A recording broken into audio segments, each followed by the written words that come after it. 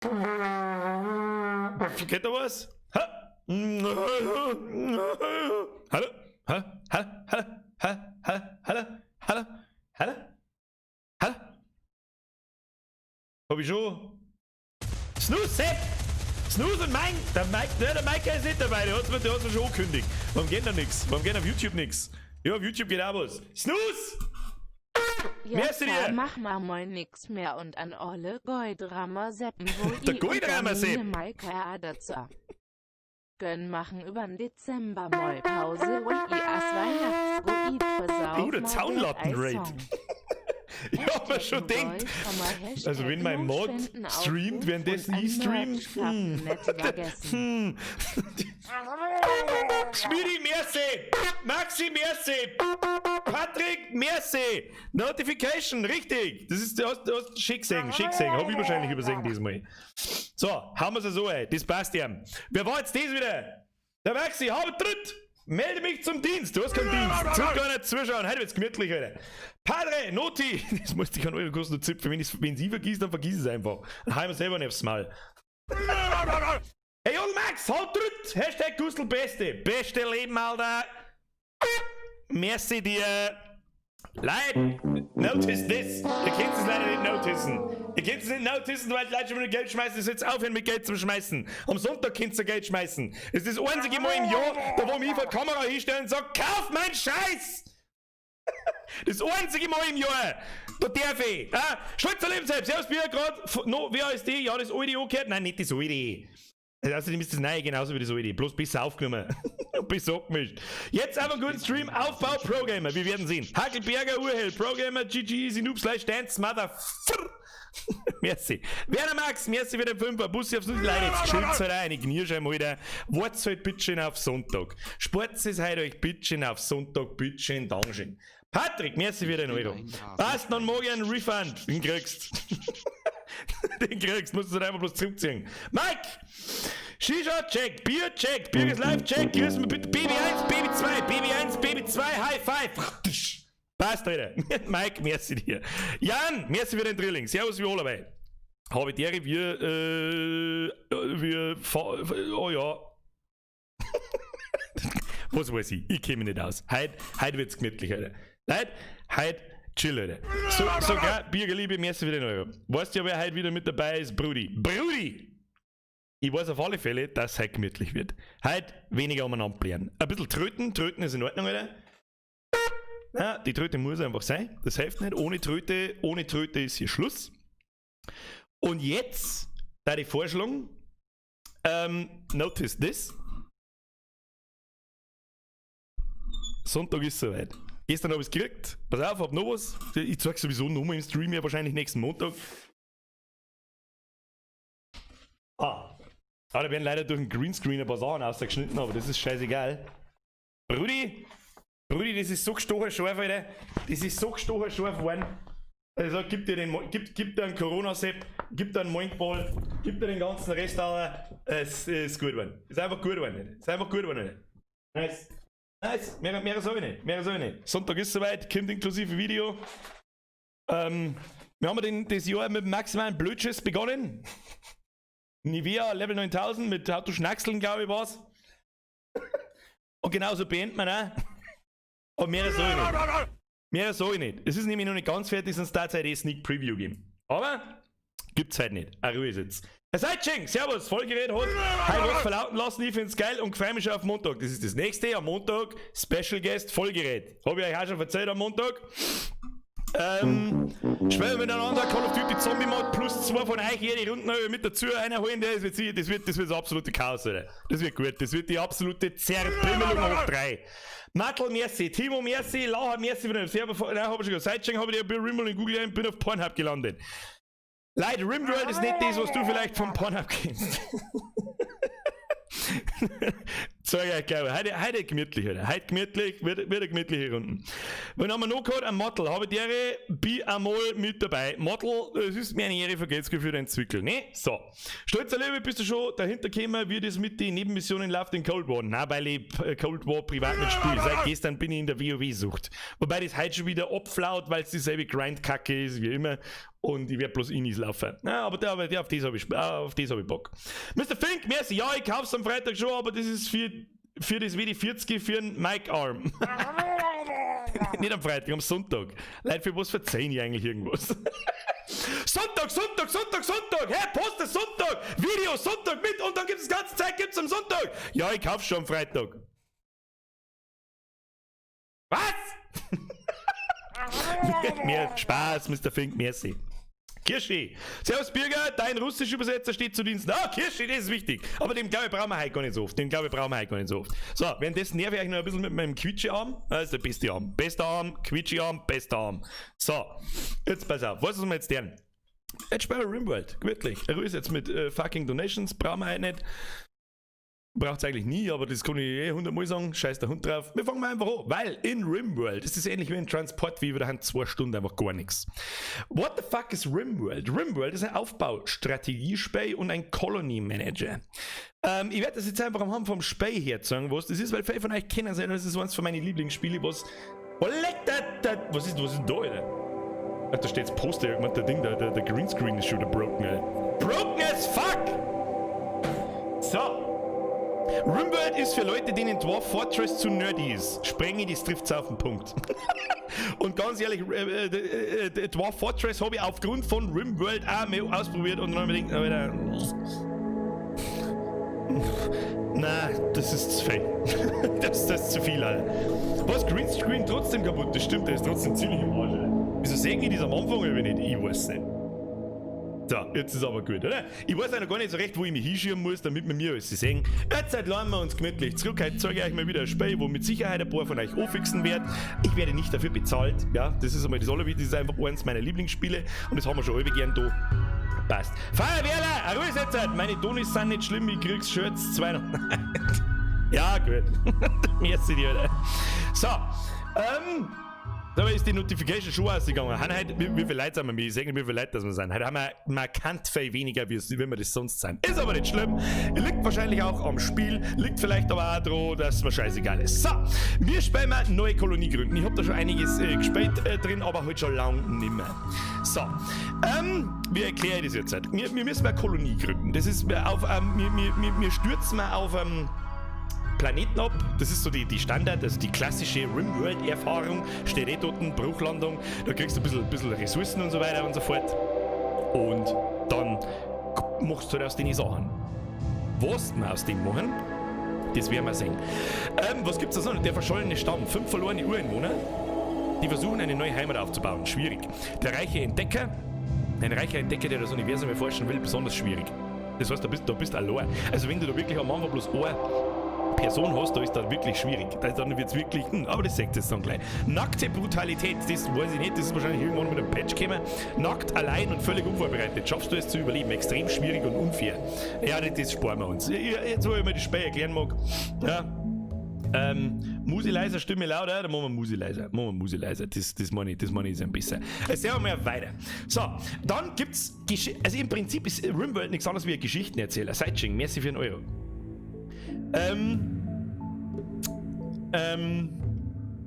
Spielsound ist ein bisschen laut. Ja, wir haben schon leiser dran. Das ist besser jetzt. Ab in den Chat. Besser oder nicht? Habe ich die Bürger, der Spielsound ein bisschen zu laut. Ja, ein bisschen leiser wäre lieb. Das Spiel leiser oder dich lauter stellen. Mich kann ich nicht mehr recht viel lauter stellen, sonst kriegst du einen Schlaganfall. So. Jetzt pass auf. Im Prinzip ist Rimworld nichts anderes wie eine Geschichte, die sie selber schreibt. Ja? Ein Erzähler generiert Ereignisse wie zum Beispiel Piratenüberfälle, Rohstoffabwürfe oder Tierangriffe. Seine Entscheidungen werden die Geschichte deiner Kolonie beeinflussen. Du kannst diese Einstellungen jederzeit ändern. Da gibt es 3 Geschichtenerzähler. Cassandra erzählt die Geschichte so, dass die Spannungs- und Schwierigkeitskurve klassisch ansteigt. Das heißt, es wird langsam immer schwieriger. Dann gibt es die Phobe Chill Out. Phobe gibt dir sehr viel Zeit zwischen Katastrophen, um deine Kolonie aufbauen zu können. Aber Vorsicht, wenn ein hoher Schwierigkeitsgrad eingestellt ist, wird Phobe auch hier keine Gnade zeigen. Und dann gibt es einen reiner Zufall, den ganz klassischen reiner Zufall-Sepp. Der haut dir irgendwelche Ereignisse und du Arbeitschel, die du vielleicht auch gar nicht schaffen kannst. Und das würde das totale Chaos. Wir spielen mal ganz normal Klassik und wir spielen mal die die Abenteuergeschichte. So ein ganz normaler Schwierigkeitsgrad. Normalerweise so, wenn du anfängst, spielst lieber mal die ersten 2, bis du das Spiel kennst. So. Erzähler und Spielstil können jederzeit geändert werden. Das ist auch nicht schon immer so, glaube ich. Ja, es ist egal. Weiter. Was bitte wähle? Den Hardcore-Modus oder den Laden-Erlaubt-Modus? Okay, man kann nur einstellen, ob man speichern und laden darf, wenn man will, wenn man halt irgendeinen Scheiß baut. Oder beim Hardcore-Mode, da gibt es halt einen Spielstand, das war's dann. Um das Ganze vielleicht ein bisschen interessanter zu machen, spielen wir einen Hardcore-Mode. Spielen wir einfach einen Hardcore-Mode. Du kannst nur speichern, wenn du das Spiel beendest. Das heißt, es wird zwischendrin, was passiert, ist passiert und du kannst es nicht rückgängig machen. So, dann da drücke ich einfach immer, das mache ich halb so, drücke ich einfach 25 Meter auf zufällig. Niederschlag stellen wir auf wenig, Temperatur stellen wir auf normal und Population stellen wir auch auf normal. Planetare Abdeckung, der Planet hat immer dieselbe Größe, ja, das ist auch nicht so wichtig. So, dann generiert er diese Spielwelt, kennst du vielleicht auch aus Minecraft, da wird er da immer diese Spielwelt generiert und dann ist es, wie es ist. Alex, servus, bin auch da, mir ist wieder neu. So. Also, jetzt pass auf. Dann hast du da eine Weltkugel. Wie gesagt, das Allerwichtigste ist, lasst euch nicht von der Grafik abschrecken. Das ist das Allerwichtigste bei dem Spiel. Gameplay, größer Grafik. Stefan H. Habe Tritt auf einen geilen Stream. Merci für den Euro. Gemütlich bleiben. Heute ist gemütlich, heute ist erklärbar. Noch ein wenig leiser bitte. Gut, dann machen wir noch ein wenig leiser. -9. Besser so. Besser so. Muss gelingen. Dann machen wir -10. Machen wir -10, das muss jetzt sauber gelingen.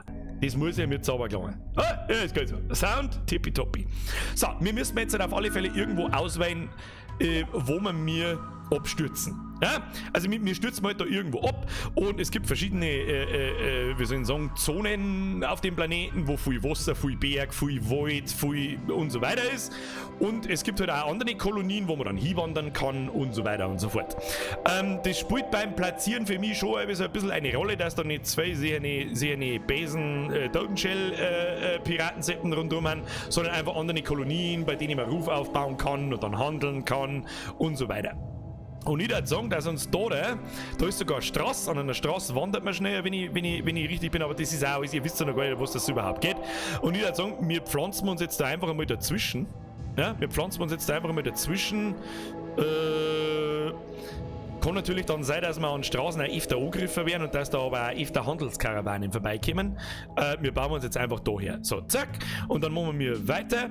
Dieser Standort befindet sich in der Nähe einer Fraktionsbasis, die in einem Radius von 4 Feldern keine neuen Siedlungen duldet. Wenn du dich hier niederlässt, wird sich deine Beziehung zu dieser für 15 Tage verschlechtern, weil sie das Gefühl haben, als würdest du ihr Land eindringen. Das habe ich nicht gewusst. Ja gut, dann gehen wir da rauf. Wunderbar. So, platziert. Dann fängt's an. Du hast am Anfang 3 Stadtkolonisten. Ne? Und wenn du den Grafikstil von den Manschgal siehst, dann erinnert es den einen oder anderen vielleicht sogar an. Kennt jemand Prison Architect?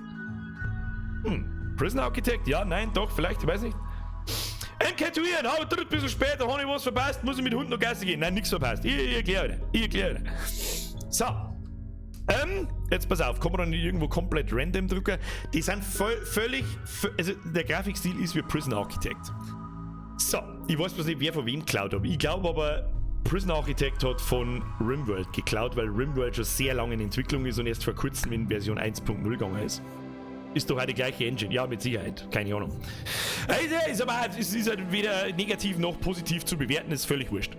So, wir haben 3 Kolonisten, die sind völlig random. Ja, ich kann da einfach zufällig. Das wäre mir auch da. Ja, normalerweise drücke ich das so lange umeinander, bis ich einen einigermaßen brauchbaren Kolonisten habe. Die haben verschiedene Namen, die geben wir aber sauber selber. Und dann haben die massiv verschiedene Stats und Vorgeschichten und eine Verwandtschaft und Merkmale und Verweigerungen und was weiß ich. Das geht von Fernkampf, Nahkampf, Konstruktion, wie gut das Sachen bauen, wie gut sie sich um Pflanzen kümmern können, wie gut sie sich mit Tieren umgehen können, Medizin, soziale, geistige Arbeit. Dann in der Gesundheit zum Beispiel das linke Arm, linker Bein, haben wir Stichnarbe dort und eine Kratznarbe dort und der rechte Hax hat eine Stichnarben dort, der hat also schon mal irgendwann gekämpft. Das heißt, seine Fürste kann weniger schnell gehen, ist langsamer beim Arbeiten und lauter so ein Scheiß. Und normalerweise drücke ich da wirklich umeinander und random und so da die starten. Und wenn ich privat spiele, dann mache ich das natürlich so lange, dass ich einen einigermaßen guten Kolonisten beieinander habe, der am Anfang die wichtigsten Sachen abdeckt, wie zum Beispiel das Kochen ist sau wichtig, das Konstruieren ist sau wichtig, einer mit Fernkampfshot nicht. Und was das Fire dort bedeutet zum Beispiel, wie schnell, dass er diese Skills lernt. Wo kein Fire dort ist, da lernt er standardmäßig. Beim kleinen Fire hat er geringes, er ist interessiert, steht dort und da ist er begeistert. Ja, von bestimmten Themen, da lernt er sau schnell. Und dann hast du später im Late Game irgendwann Kolonisten mit Skill Level 15, das glaube ich ist das höchste, und die bauen dir super hochqualitative Sachen und so weiter und so fort. Aber das ist schon Fate 2, Fate 2 erklärt. Ihr schreibt mir jetzt eine Zahl ein, wie oft dass ich auf zufällig druck und so oft drucke ich drauf. Die erste, die ich lese für unseren ersten Kolonisten, der jetzt noch Karl Segaya heißt. 420, du kannst mich mal sprengen! 42 war der nächste Dampfexpress.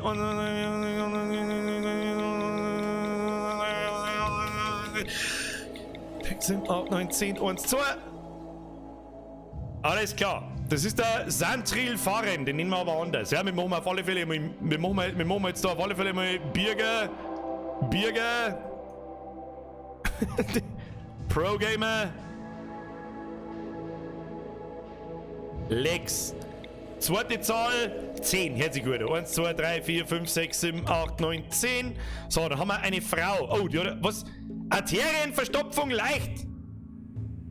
Was ist da wieder los? Das ist total im Arsch, die da. Oh, lecker, aber die ist super sozial, Jay. Was kann eigentlich ich? Oh, ich kann Handwerkern, Jay. Ich kann Handwerkern wie Sau und bin im Nahkampf ganz dick dabei. Das passt, Alter. So, ich bin 69 Jahre alt. Lang mache ich es also nicht mehr. Okay. So, kann man den sein Aussehen eigentlich ändern? Wahrscheinlich nicht. Ich habe ein schwaches Immunsystem und ich bin zu klug. Und ich verweigere Soziales. Das heißt, ich werde nie heiraten. Nie heiraten, nie schnackseln, Alter. Bürger 24 plus Sozial 0. Und Kreuzwehr habe ich auch nicht Zau vom Pro-Gamer, Alter. So, Kaisuke. Wir nehmen Kaisuke. Kaisuke schaut ein bisschen aus wie die Veganer sind's. Ja, die ist super sozial, Alter. Die ist super sozial, die kann keinen Stecker kochen. Veganer. Zenzibel. Mit Zenzibel heißen, was? Zenzibel. Vegan. Spitzname Veganer Zenz. So. Veganer Zenz haben wir dabei in der Colony. So, der nächste haben wir 5. Ich sag mal einfach bloß die niedrigsten Zahlen. Ich sag's euch, was es ist. 1, 2, 3, 4, 5. Wieder eine Frau. Was kann die so? Was legt die verweigert? Alles sehen, die tut überhaupt nichts. Da druck ich nochmal. Verweigert Gewalt ist auch scheiße. So, nochmal. Ich habe irgendwo Symbol gelesen. Passt dem schon. So. Das ist Uliana Wong. Haben wir irgendwas? Das ist. Was? Das ist ein Kerl. Wer ist ein Kerl? Was das soll ein Kerl sein? Das ist tatsächlich ein Kerl. Ja, dann ist er halt der Veganer Seppel. Schau dir ab, Alter. Spielt der, weiß ich nicht. Spielt der bei Mötley Crew. Oder in den 80ern. What the fuck, Alter? Der Veganer Sepp ist er halt dann. Nein, nicht der Veganer Sepp, der ist nicht vegan, oder? Der ist der Esoterik, das ist der ESO. der ESO-Sepp. Der ESO-Sepp ist ein guter. Der ist ein guter, er verweigert Gewalt, der ist ein Depp. Er ist Esoterik, Alter. So, und sie wird auf alle Fälle Karen. Oh, dieser sorgfältige Schütze. Oh, Karen, wenn Piraten kommen, dann kommt Karen aus ihrem Loch raus und schreit Piraten erst einmal, sie möchten Geschäftsführer sprechen. Aber die hat auch ein künstliches Herz, Alter. Ah ja, das muss klar. So, Karen Peng. Ja, es passt, Alter. So, Karen Peng. Ja, ich nehme einfach, der Spitzname ist einfach Karen. Karen Peng. So. Kindheit. Apokalypse überlebt. Ja, das muss passen. So, und dann haben da irgendwelche Zurückgelassenen, das sind meistens dann Verwandte von den Kolonisten, ist in unserem Fall jetzt aber nicht so. Ist aber auch völlig wurscht, jetzt fangen wir langsam mal an. Why not Franziska? Möchtest Franziska haben? Karen Peng. Gut, dann machen wir Franziska. Sie hat ja dieselbe Frisur mit Franziska, da habt's recht. Franziska. Und wie ist ihr Nachname? Peng. Ja, gut. Und ihr Spitzname ist Franziska mit 13 mehrere Gänge nicht. So, jetzt drücken wir auf Start. Und dann schauen wir einfach mal, was passiert, oder? Dann schauen wir, was passiert.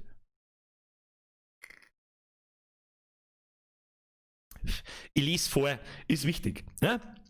Auf Speier lassen, Atmosphäre aufsaugen. Wir haben abgestürzt. Der Krach von Sirenen und berstendem Metall hallt durch eure Ohren, als ihr aus eurem Kryoschlaf erwacht. Trotz Explosionen und entweichender Atemluft schafft ihr es gerade noch, die Rettungskapsel zu erreichen und euch ins All zu katapultieren, bevor euer Raumschiff auseinanderbricht. Einige Zeit später landet ihr auf diesem unbekannten Planeten am Rande der Galaxie. Um euch herum schlagen noch die letzten Trümmer des zerstörten Raumschiffes ein, als ihr damit beginnt, Pläne für euer Überleben zu schmieden. So, da sind wir schon. Achtung! Kann man reinzoomen? Ja, kann man. So, das ist RimWorld, meine Damen und Herren. Wie gesagt, lasst euch nicht von der Grafik abschlecken. Ja? Lasst euch auf alle Fälle mal nicht von der Grafik abschlecken, weil sonst weißt du selber, was es ist. So, wir sehen, das ist unser Gebiet, wo wir uns aufhalten können, wo wir unsere Kolonie gründen können. Da haben ein paar Viecher, da haben ein paar Essensrationen, liegen da Überlebensrationen. Ja, ich sehe schon, ich muss mein Ding ein bisschen woanders wieder. Ich tue mir jetzt, wo tue ich mich hin? Ich weiß nicht, wo ich mich hin tun soll. Ich tue mir jetzt einfach mit da her, muss mir ein wenig erklären. Ist das in Ordnung? Ich tue mir jetzt einfach mit da hin. Das meine ich ist besser. Arbeit, ja, ihr könnt da noch über nichts sehen. Ist das rechts da wichtig für euch? Nicht wirklich, gell? Ich weiß, was ich tue. Ich mache wieder einmal.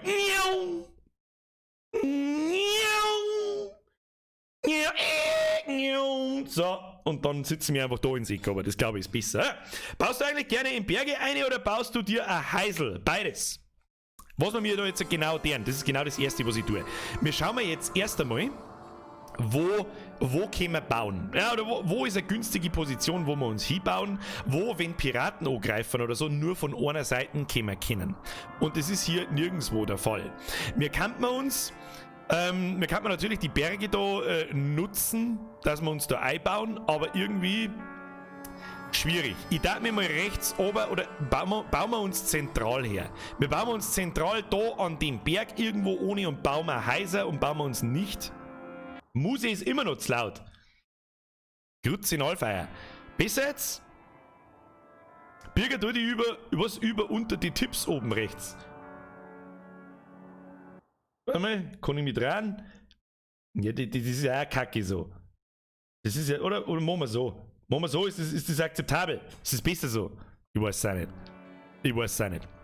Wir bauen uns mitten da her. Ja, dann können es von alle Seiten kommen. Das ist der Teil, der mir nicht gefällt. Normalerweise mache ich eine Seite komplett zu. Und dann rennen die Piraten meistens im Kreis und nochmal laufen in die Öffnung ein, wo sowieso offen ist. Das heißt, du brauchst nur ein Stein befestigen. Deswegen weiß ich jetzt nicht so hundertprozentig, wie wir uns verhalten sollen. Ich weiß es ja nicht. Warte mal, kann ich mich dran? Warte mal, transformieren.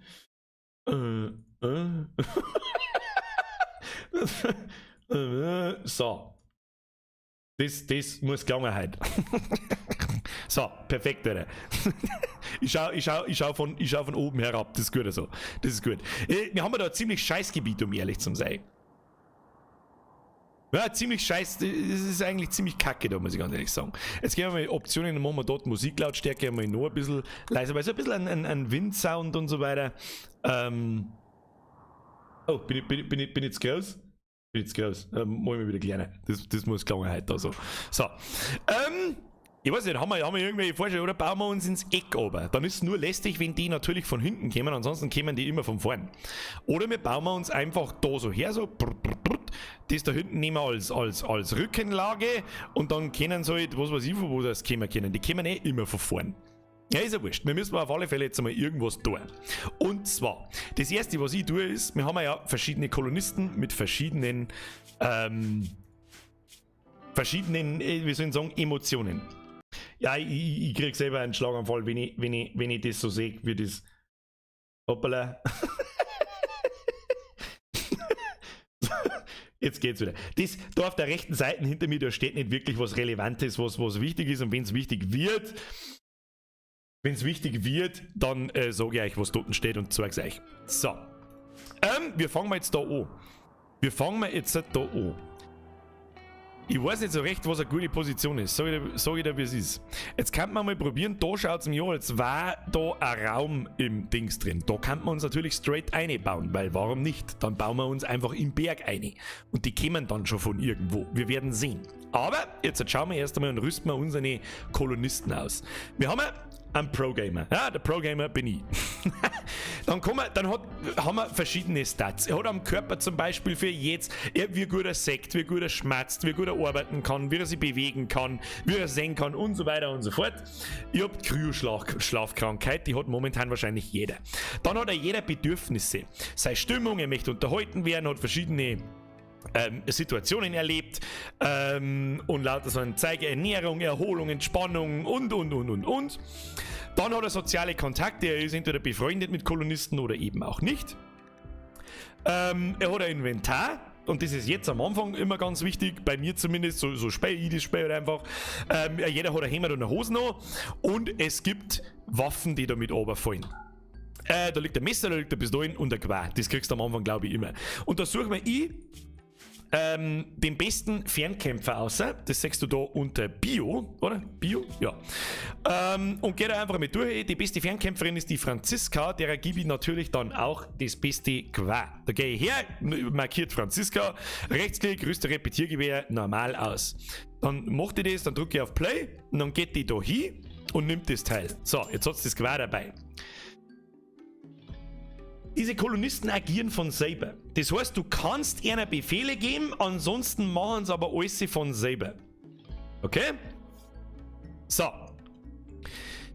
Der zweiten, sie verweigert Gewalt, oder er, der Esosep ist der Esosep Hochstapler. Ich weiß nicht, was wir dem geben. Dem brauchen wir nicht einmal das Messer geben, weil das werde er nicht hernehmen. Er glaube, er geht dann nicht einmal jagen, wenn ich richtig droh bin. Dann gebe ich mir da rüste Revolver aus. Dann nehme ich jetzt einmal das Revolverzeug da. Wir haben schon gesagt, der Esosep, der rennt wieder irgendwo umeinander. Man kann dann auch nachschauen, was der tut. Logbuch, sagt man irgendwo, was der tut? Ja, ganz rechts unten geht etwas spazieren. Ja, tolle Sache. So nicht. Der Franziska, die gehen wir dann noch die restlichen Sachen. Da liegt der Helm umeinander, erzwinge Anziehen von Schutzhelm aus Plastahl. Plastahl ist eine bestimmte Materialart in dem Spiel, sowas wie der Diamant in Minecraft, ja, ziemlich hochwertig, ziemlich teuer. Und dann geben wir ihr noch die Schutzhose und die Schutzweste, weil die Franziska ist unsere stärkste bewaffnete Person.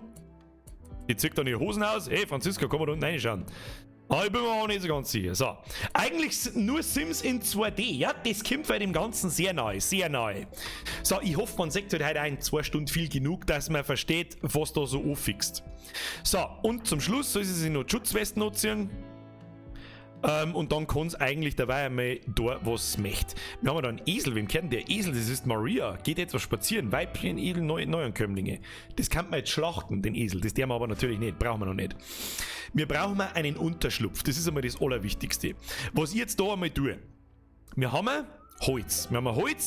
Das ist mit unserem Raumschiff runtergefallen, ja, bis zu einer bestimmten Grenze. Wir haben Eisen, also Stahl, wir haben Münzen, also Geld, wir haben Bauteile, die muss man später produzieren und wir haben Überlebensrationen, das ist ja ein Essen. Und wenn das Essen ausgeht, dann stirbst du ziemlich schnell.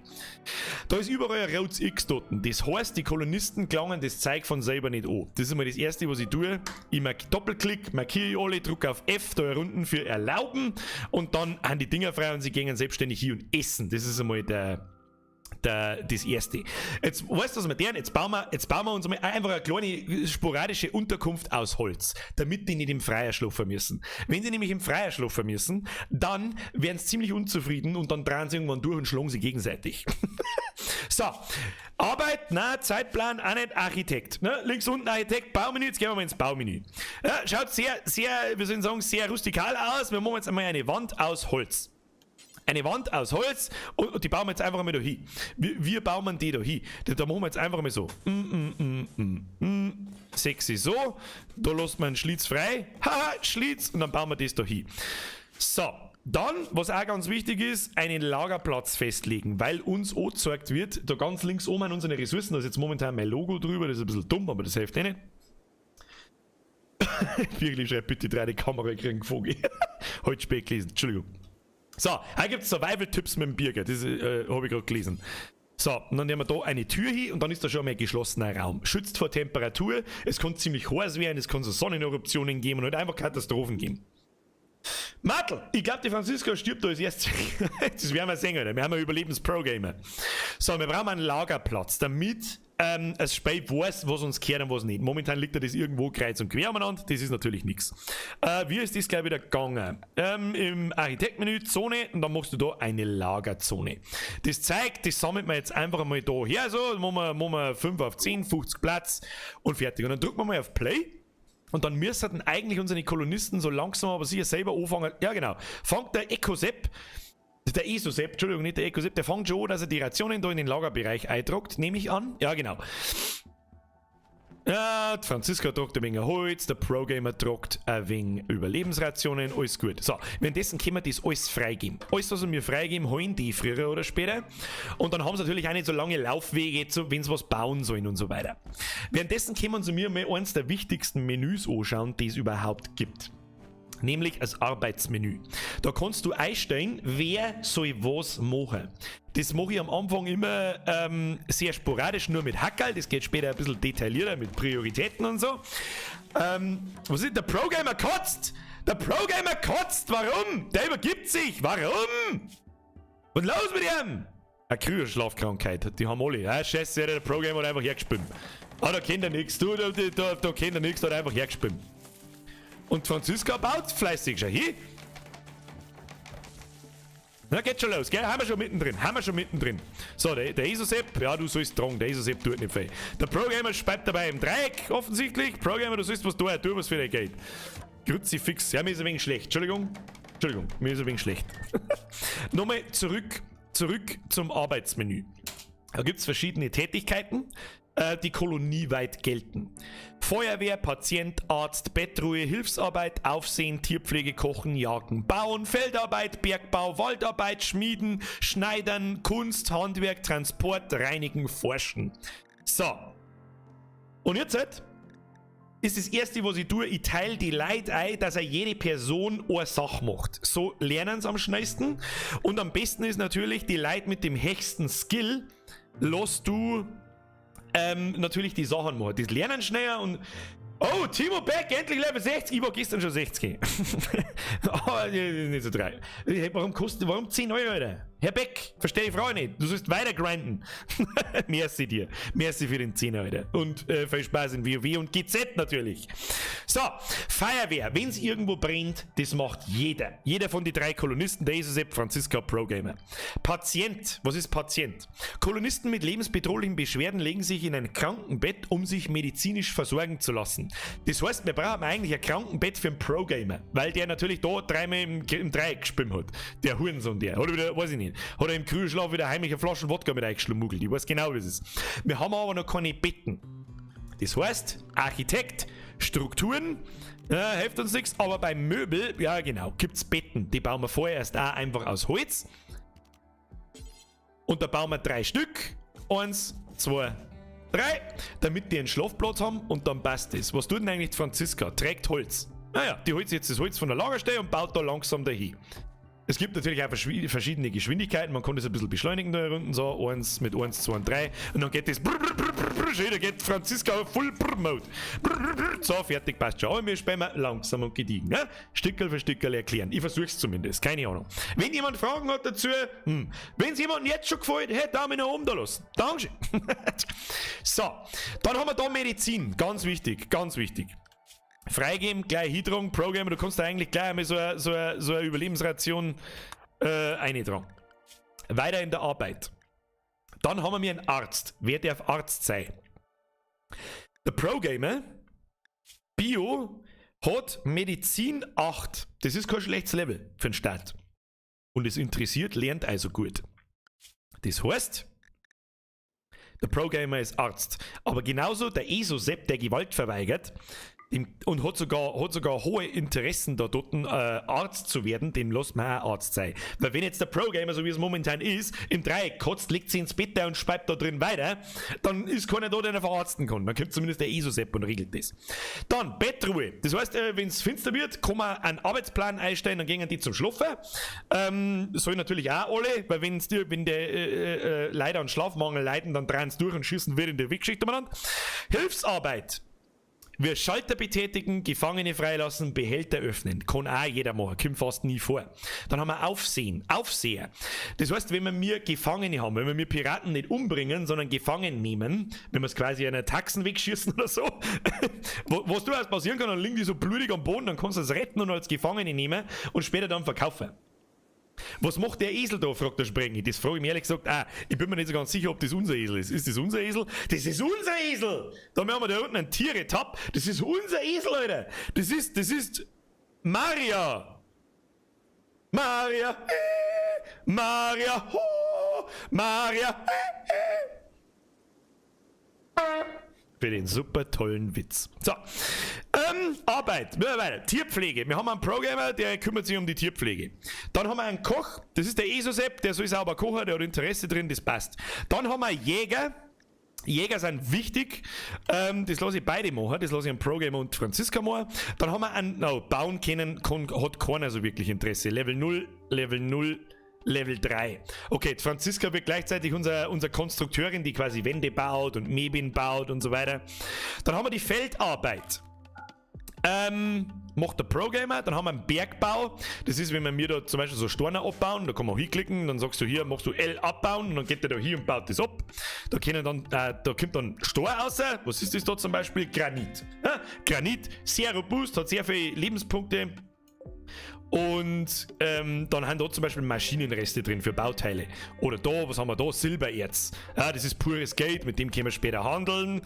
Was ist da noch rundherum? Dann haben da schon fertige Mauern, Wand aus Sandstein. Da bin ich gespannt, wenn wir die Mauer später abreißen, haben mit Sicherheit irgendwelche Viecher drin, die uns umbringen. So. Weiter, Arbeit haben wir gleich durch.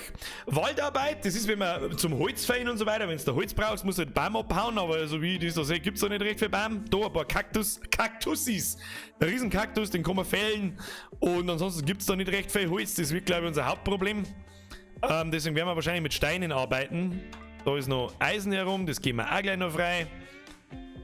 Da ist auch noch Eisen, da ist überall Eisen, Alter.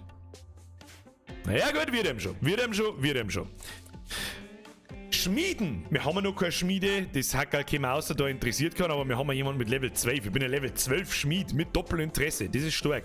Dann haben wir einen Schneider, bin ich ebenfalls, das können wir aber außer, da braucht noch keiner. Kunst braucht keiner. Handwerk. Ist jetzt dasselbe wie konstruieren. Handwerker führen Aufgaben an diversen Arbeitssituationen. Entschuldigung.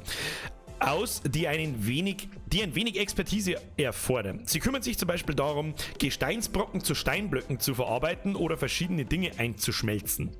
Okay, das ist nicht das, was ich meine.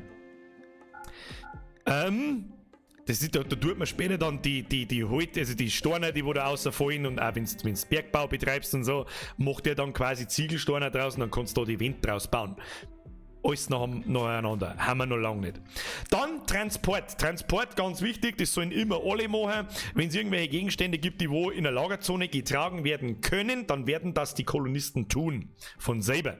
Reinigen, ebenfalls ganz wichtig, weil wenn der Pro-Gamer Sepp da in der Wegschicht umeinander kotzt und die ganze Bude voll kotzt, dann werden die anderen krank. Schlecht. Und dann haben wir noch Forschung, haben wir momentan auch noch nicht, braucht man auch noch keinen drin.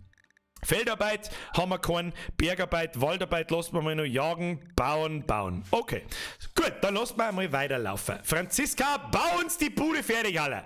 Bau uns die Bude fertig, alle.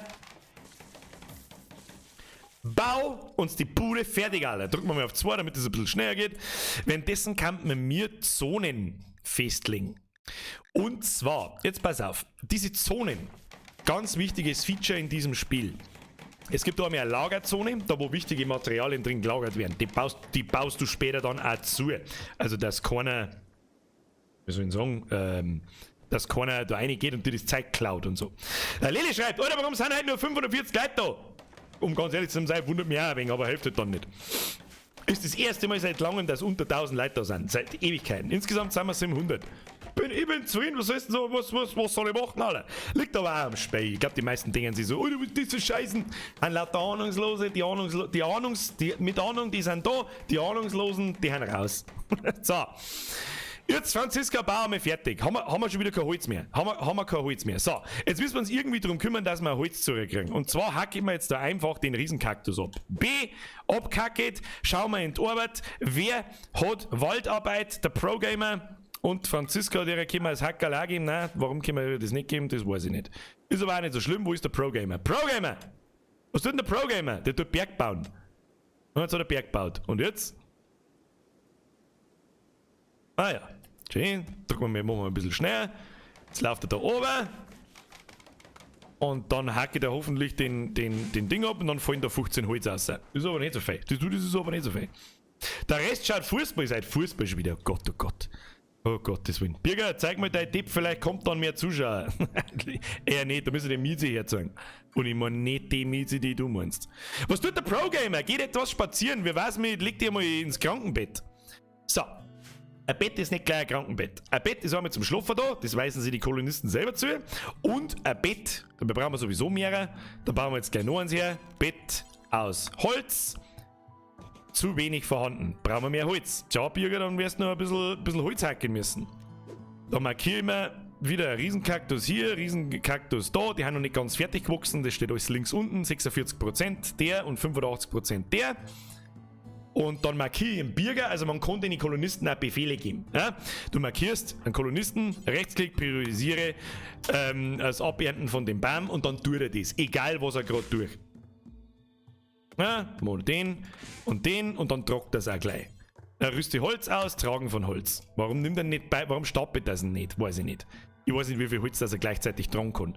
Auf alle Fälle muss uns Franziska noch ein Bett bauen und das machen wir zu einem Krankenbett. Fürs Erste. Ja? Was tut denn jetzt da oben? Ah ja, da ist noch Eisen zum... Lassen wir es einmal tragen. Lassen wir es einmal umeinander tragen, zoomen wir ein bisschen raus, schauen wir ein wenig zu, was der den ganzen Tag, was treibt Franziska, geht ein bisschen spazieren, was tut der Ecosep? Der Esosep, schaut den Wolken zu, ja, das passt zu dir. Esosep, ich weiß nicht, was du wieder denkst, aber es war genug Arbeit da, so ist es nicht. So, Franziska, wie schaut's aus? Komplett Blaupause nicht bearbeiten, kein Material, Holz. Dann müssen wir den da abhauen. Was tut der Pro-Gamer? Trägt Stahl zur Lagerzone. Scheiß auf Lagerzone. Du hackst jetzt die Kaktusse ab da. Ja, zacki, zacki, zacki, bam. Haben wir jetzt genug Holz? 30, wie viel hat er dabei? 14. Mein Grützi fix. Mit dem Holz brauchen wir eigentlich gar nicht anfangen. Eigentlich brauchen wir eigentlich sofort einen Stormetz, der uns sofort Steine bearbeitet, damit wir Wände bauen können aus Stein und nicht aus fucking Holz. Da kriege ich einen Totalschlagerl kriege ich da schon wieder. Brechen wir das Bett einmal ab. Machen wir das zu einem Krankenbett. So, dazu Bett klicken und dann machst du da ein Krankenbett draus. Das heißt, wenn jemand krank ist, wird zum Beispiel, naja, der Pro-Gamer ist nicht mehr krank, dann legt er sich automatisch da rein und wird von einem anderen Kolonisten behandelt. So, lassen wir weiterlaufen. Was tun wir? Stormetz, Alter. Wir brauchen einen Stormetz. Architekt. Produktion.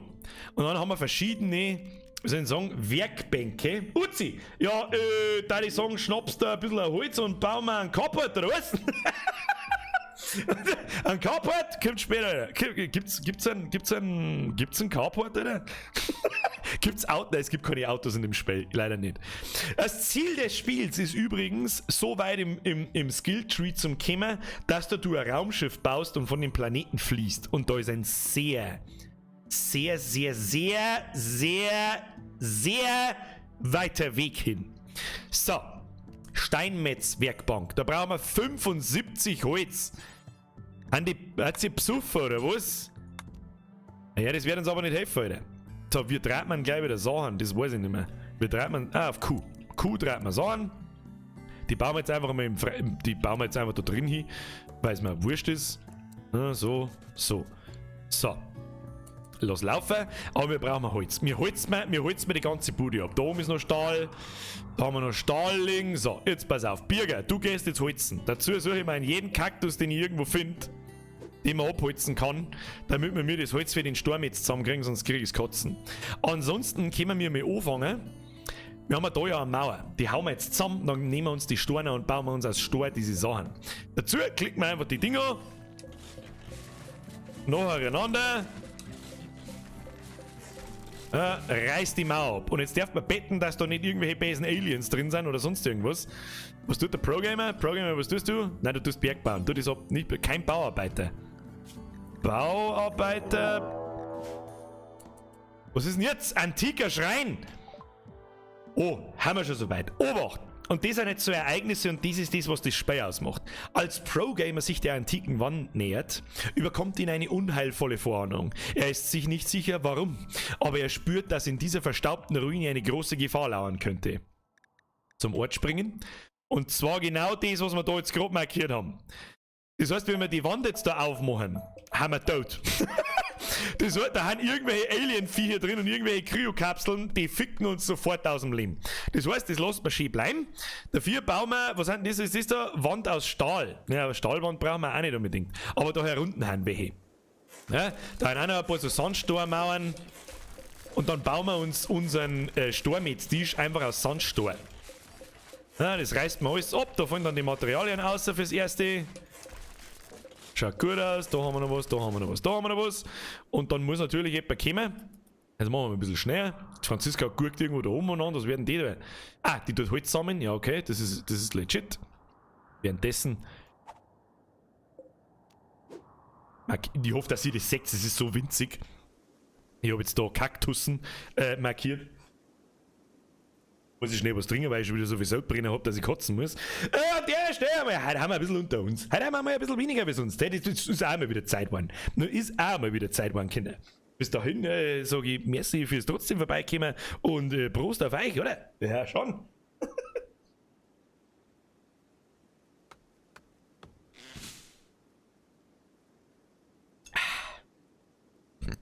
Der Don't Kill Them schreibt, du solltest auch einfach eine ganze Fläche auf einmal markieren können.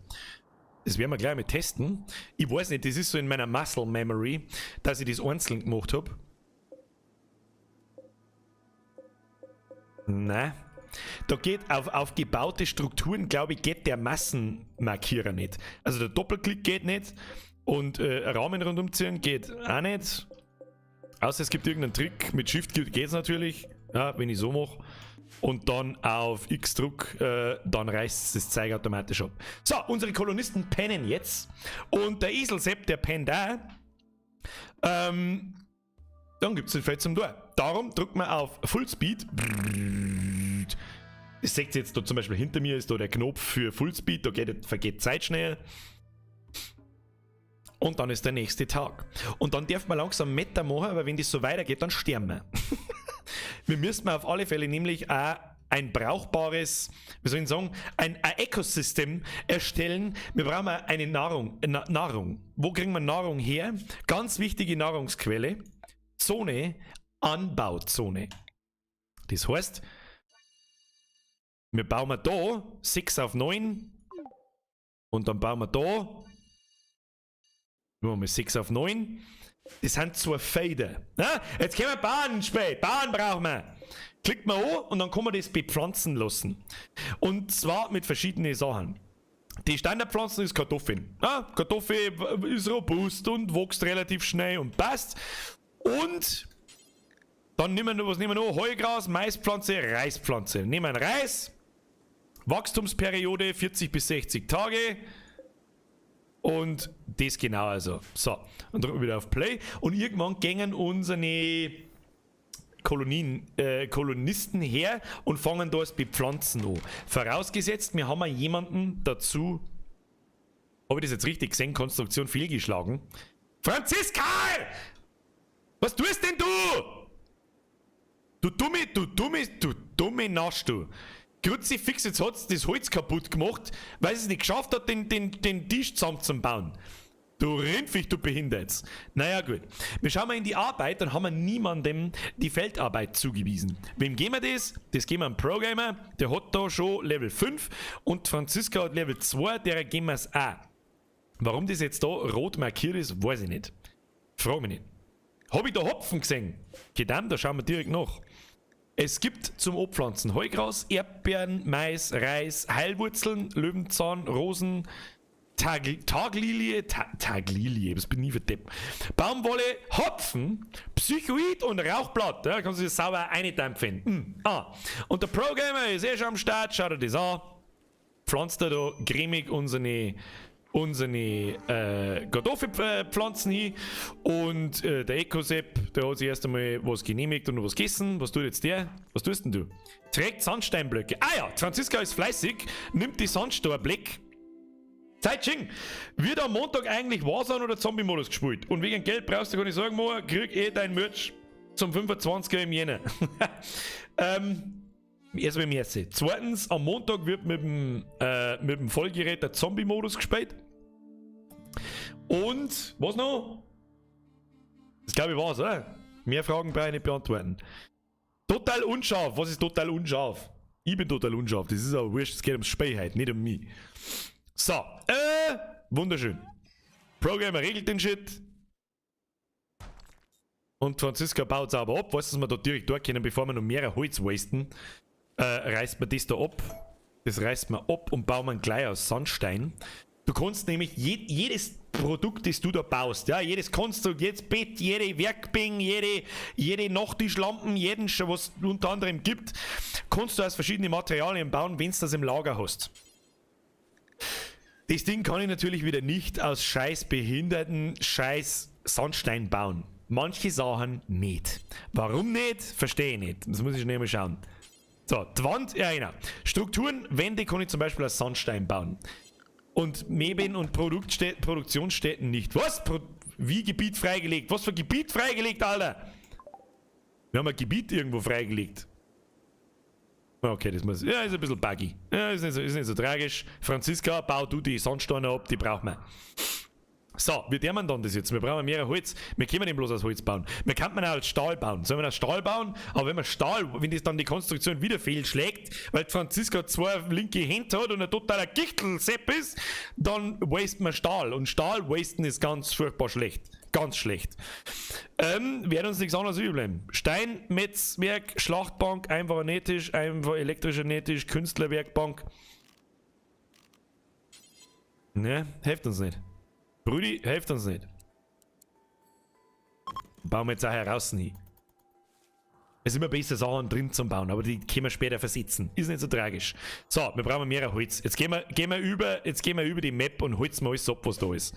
Da haben wir einen Kaktus. Kaknus. Hashtag Kaknus. Ab in den Chat. So. Da haben wir noch was. Da muss sich der Pro-Gamer drum kümmern. Der muss den Scheiß abholzen. So. Jetzt ist es folgendermaßen. Der Pro-Gamer ist jetzt gerade dabei, dass er das Feld bestückt, ja, und Pflanzen aussät. Ja, sieht man ja da. Jetzt gibt es einen erweiterten Modus in dieser Arbeitsverteilung, wer macht was. Zack. Da wo man manuelle Prioritäten festlegen kann. Das heißt, je niedriger die Zahl, die man da reinklickt, desto höher priorisiert der Kolonist die Arbeit, die gerade getan wird. Feuerwehr ist das Allerwichtigste, da sollen alle alles liegen und stehen lassen. Patient sei, wenn jemand krank ist oder verletzt ist oder sowas, soll er sich sofort ins Bett legen.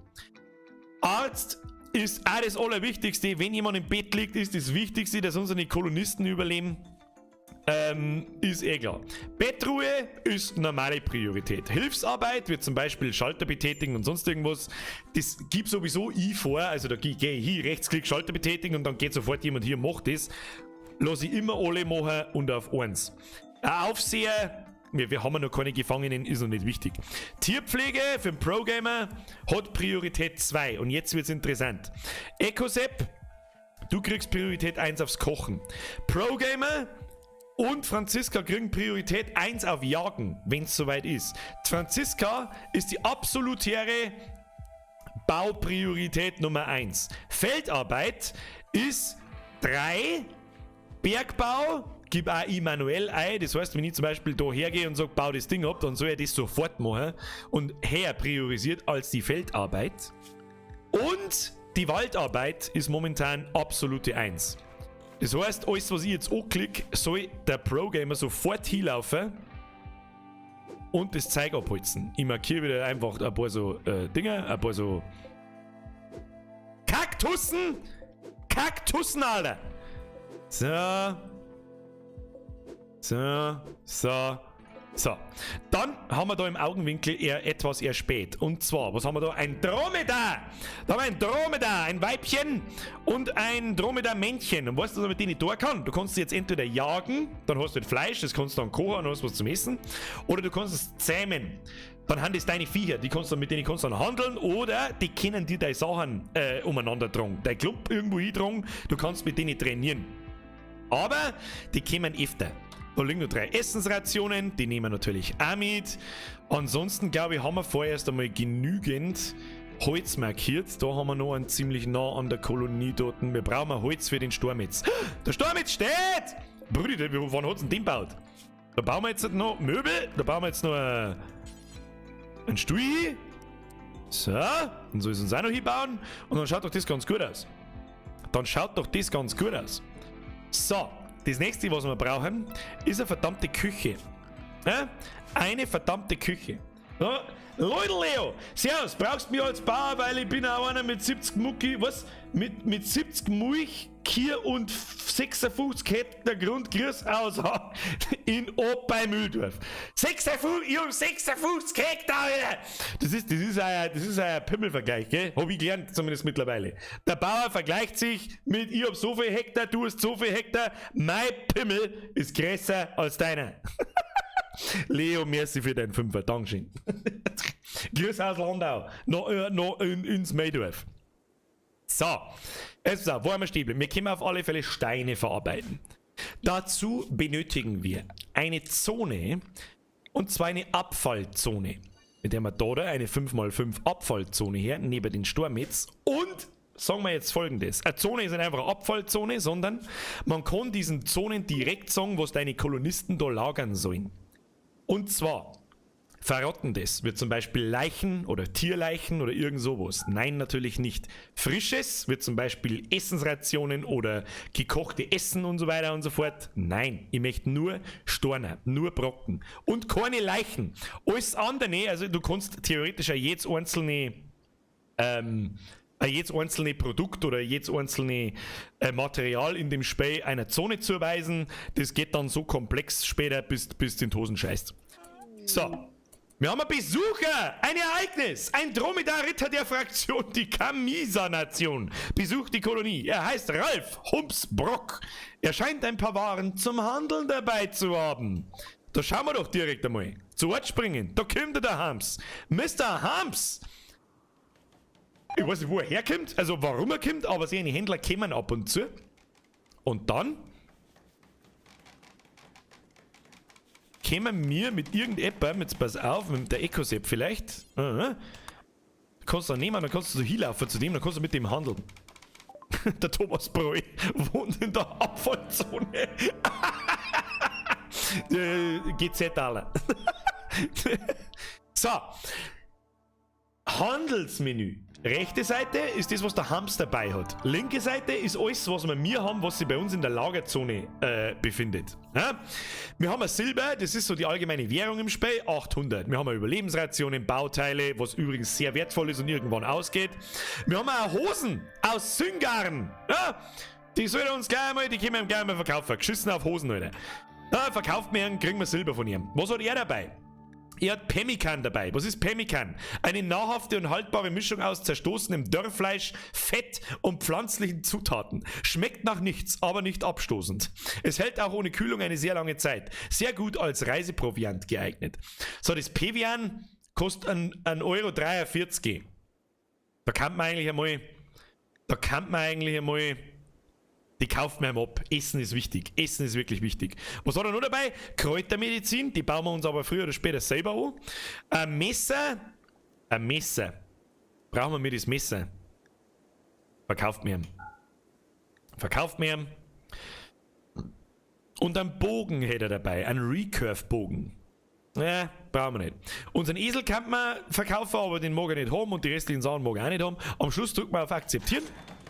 Dann liegt das Klump da umeinander und der Ecosep fängt sofort an, dass er das Zeug da hertragt und passt. So, das schaut doch schon einmal ganz gut aus. Jetzt haben wir aber immer noch keine Essensproduktion, so eine richtige.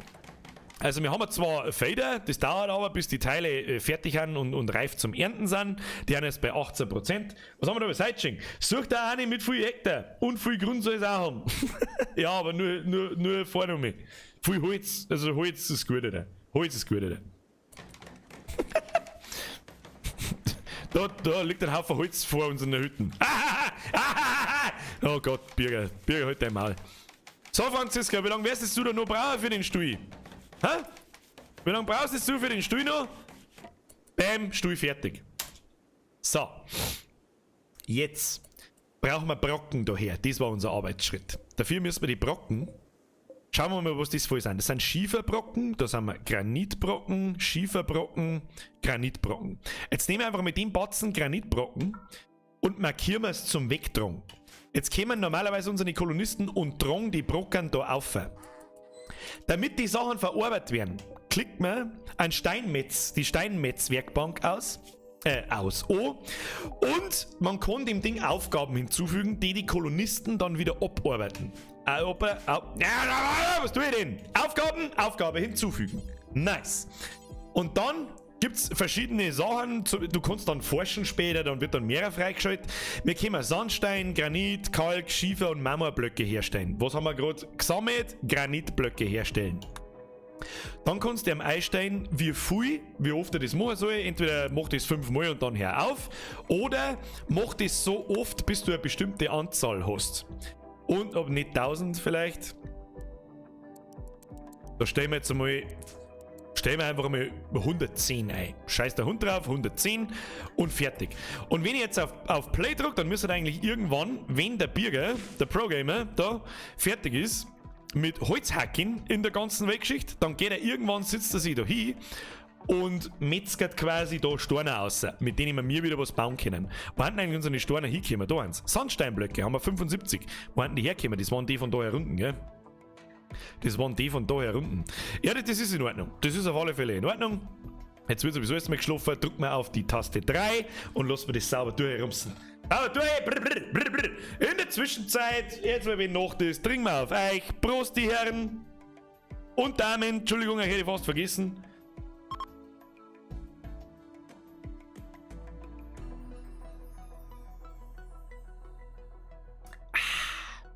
Köstlich. Was da wieder? Feuerwehr! Schaut Birgering eigentlich deine Streams oder eher nicht? Nein, Alter. Nein, die sagt mich nur. Die sagt mein Scheiß und mein Plätschmerz hört die Frau oft nur. Die schaut sich das nicht auch noch an. Extrem selten, sagen wir es so. Sie schaut schon ab und zu, aber extrem selten.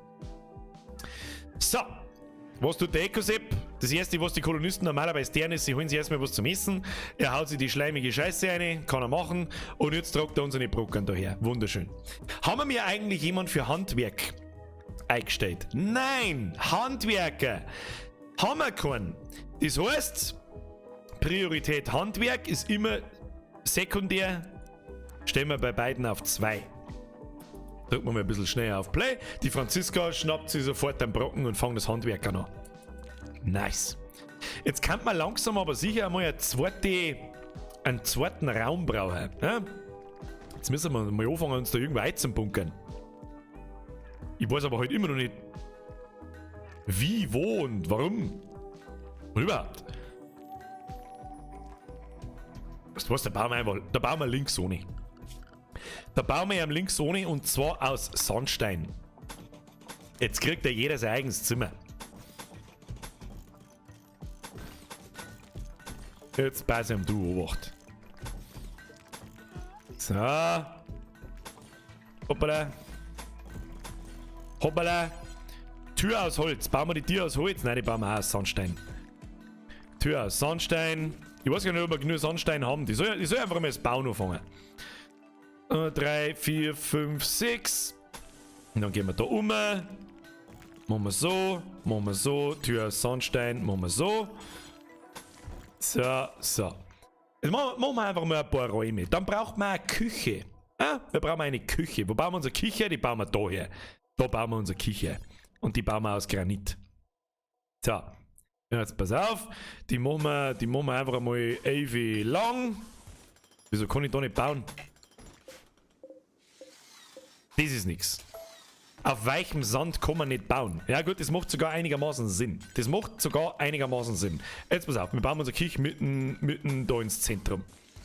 Zu wenig vorhanden, ja, das ist mir schon klar. So. Das wird unser Kirche. Und direkt an die Küche bauen wir unsere Kühlkammer. Früher oder später brauchen wir nämlich Strom. Und da lagert man mir unser Essen drin. So schaut's nämlich aus. So, Granit. Wir gehen da in die Küche rein. Und wo tun wir das andere hin? Das tun wir da hin. Ja, das soll ich jetzt erst einmal bauen. Das Dumme ist, Franziska ist die einzige, die Granitsteine herstellen kann und die einzige, die gleichzeitig bauen kann.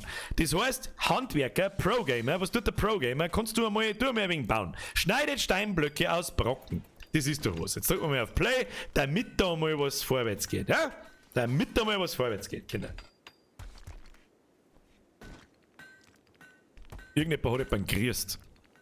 Währenddessen können wir uns einmal anschauen, was so die Bedürfnisse unserer Kolonisten sind. Bedürfnis. Er hat extrem niedrige Erwartungen, also das haben wir am Start alle Kolonisten, das gibt plus 30 Zufriedenheit.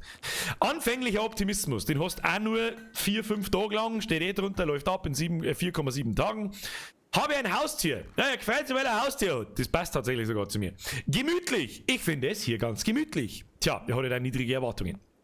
Er hat einen gestörten Schlaf. Er hat ohne Tisch gegessen. Er hat eine unansehnliche Umgebung, weil wahrscheinlich da irgendwo Kotze von ihm liegt. Und er hat einen abscheulichen Schlafsaal. Tja, da werden wir was dagegen tun müssen. Das ist ein weiter Weg, Kinder. Das ist ein weiter Weg. Was tut jetzt die Franziska? Franziska, du sollst nicht spazieren gehen, du sollst gefälligst die Scheiße da zusammenbauen, damit wir mir eigene... Ihr habt übrigens ein Fade vor der Bude. Ist euch das eigentlich klar? Das haben wir gut platziert. Ja, gut platziertes Feld. Wunderschön. Da hat jeder Bauer also mal. Ja, da brauchst du aufstehen, aus dem Bett fallen, kannst Kartoffeln aus dem Boden rausfressen. Übelst nice, Alter. Der Eco-Sepp macht sie nützlich. Schau hier. Er tragt ein paar Steine in die Wind ein, damit Franziska bloß noch Hinschrauben braucht.